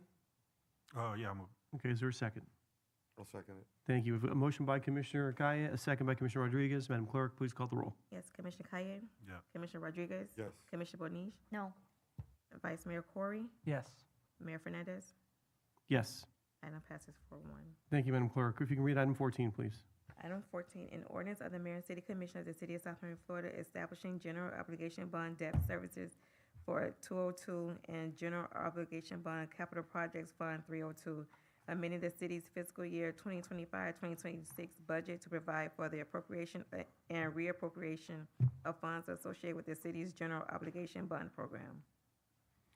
Thank you, Mr. Riverall. You want to just quickly put two comments on the record on item 14? Evening, Mayor, Commission. This is establishing the 302 and 202. They are both funds are related to general obligation bond. It is for better transparency, transaction, and reporting to have anything and all activity related to any projects that are funded or financed from the GOB to be in these two specific funds. And this is only creating those funds, not making any financial, other than already what's adopted in the fiscal year 26 budget. It's just a creation and moving the monies there. Thank you, sir. Colleagues, any questions, Mr. Riverall? Seeing none, let's open up a public hearing. If there's any member of the public who'd like to address this commission on the creation of these two project funds in our budget, please come forward at this time. Seeing no one again in chambers and no one online, we will close the public hearing. Is there a motion on item 14, please? I'll move the motion. Is there a second? If a motion by Commissioner Rodriguez, a second by Commissioner Kaye, Madam Clerk, if you could call the roll, please. Yes, Commissioner Bonish, Yes. Commissioner Kaye, Yes. Commissioner Rodriguez, Yes. Vice Mayor Corey, Yes. Mayor Fernandez. Yes. Item passes 5-0. Thank you. Mr. Rescio, Ms. Semo, do we need a few more minutes? We can take a 5-minute recess, if that's fine. Please, Okay. please, thank you. Let's take a quick 5-minute recess to give them some time to polish the language, and we'll be back shortly.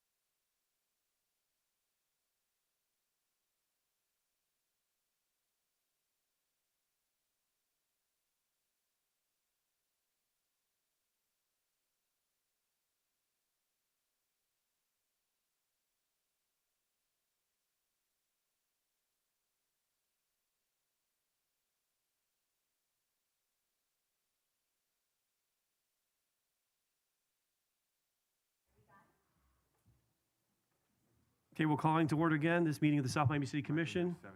Madam Clerk, again, if you could just read for the record item 8, please. Item 8, a resolution of the Mayor City Commission of the City of South Miami, Florida, calling a special election to be held on November 3rd, 2026, for the purpose of submitting to the electorate a proposed amendment to Section 4 franchise of Article 6 General Provisions of the City Charter as presented in ballot question related to franchises, including to define the term franchise, to exclude leases, providing for requisite ballot language and charter amendment text for submission to the electorate, providing for the city clerk to utilize the services of Miami-Dade County Supervisor of Elections for the special election. Thank you, Madam Clerk. Mr. City Attorney, do you want to read the proposed revisions to the language once again? And then, Sure thing. just in abundance of caution, I'm going to reopen the public hearing, Sure thing. close it, so people can comment on the modification, and then, assuming there's no discussion, we'll move to adopt the item, okay? Perfect. So You're the- recognized, sir. Thank you, sir. Thank you, Mayor. So the title would remain the same, revising franchise definition to exclude leases and other limited term interest in city property. And then the question. The charter currently defines a franchise to include leases and other limited term property interest in city-owned real property, requiring 2 advertised public hearings and limiting the term to 50 years. Shall the charter be amended to define franchises as a right to use public property and to exclude property interests and leases where leases would still require an ordinance adopted by 4/5 vote after advertised public hearing? Okay, colleagues, any comments on the revised language? Yes, you're recognized, Commissioner Bonich. Want to hear it again? Can you please read, shall the charter be amended one more Okay, time? one more time, please. Shall the charter be amended to define franchises as a right to use public property and to exclude property interests and leases where leases would still require an ordinance adopted by 4/5 vote after advertised public hearing? Got you. Okay. How many words do we have there? 70. 70, okay. Commissioner Kaye, questions, concerns, thumbs up. Commissioner Rodriguez, you're good from what you said? Mr. Vice Mayor? Madam Commissioner, you think that's a little bit more straightforward? Yeah, it makes more sense. Okay, perfect. Okay, let's open up the public hearing, just to make sure we had one before, but we did change the ballot question. If there's any member of the public who'd like to address this commission on item 8, which is a proposed modification to the definition of franchises in our charter with the ballot language just read by the city attorney, please come forward at this time. Seeing no one in the chamber, and again, Madam Clerk, no one online, No one else. we'll close the public hearing. Is there a motion to adopt item 8 with the language, ballot language as modified and read into the record by the city attorney? I'll move it. We have a motion by Commissioner Kaye. Is there a second? I'll second. We have a second by Commissioner Rodriguez. One minor point, which Sure. a franchise is, we have the words to say to define a franchise. Okay. Because we are, so. just So 71 words. 71 words. yeah. Adding a. A franchise, yeah. Okay, a franchise, okay. Mhm. With that final modification, does the mover accept it? Yes. Okay, and the seconder accepts as well? Sure, yes. Okay. So we have an item in proper posture. Madam Clerk, if you can call the roll, please. Yes, Commissioner Kaye, Yes. Commissioner Rodriguez, Yes. Commissioner Bonich, Yes. Vice Mayor Corey, Yes. Mayor Fernandez. Yes, Item passes 5-0 as amended. thank you. Colleagues, any further business before this commission? Seeing none, we stand adjourned. Thank you, everyone.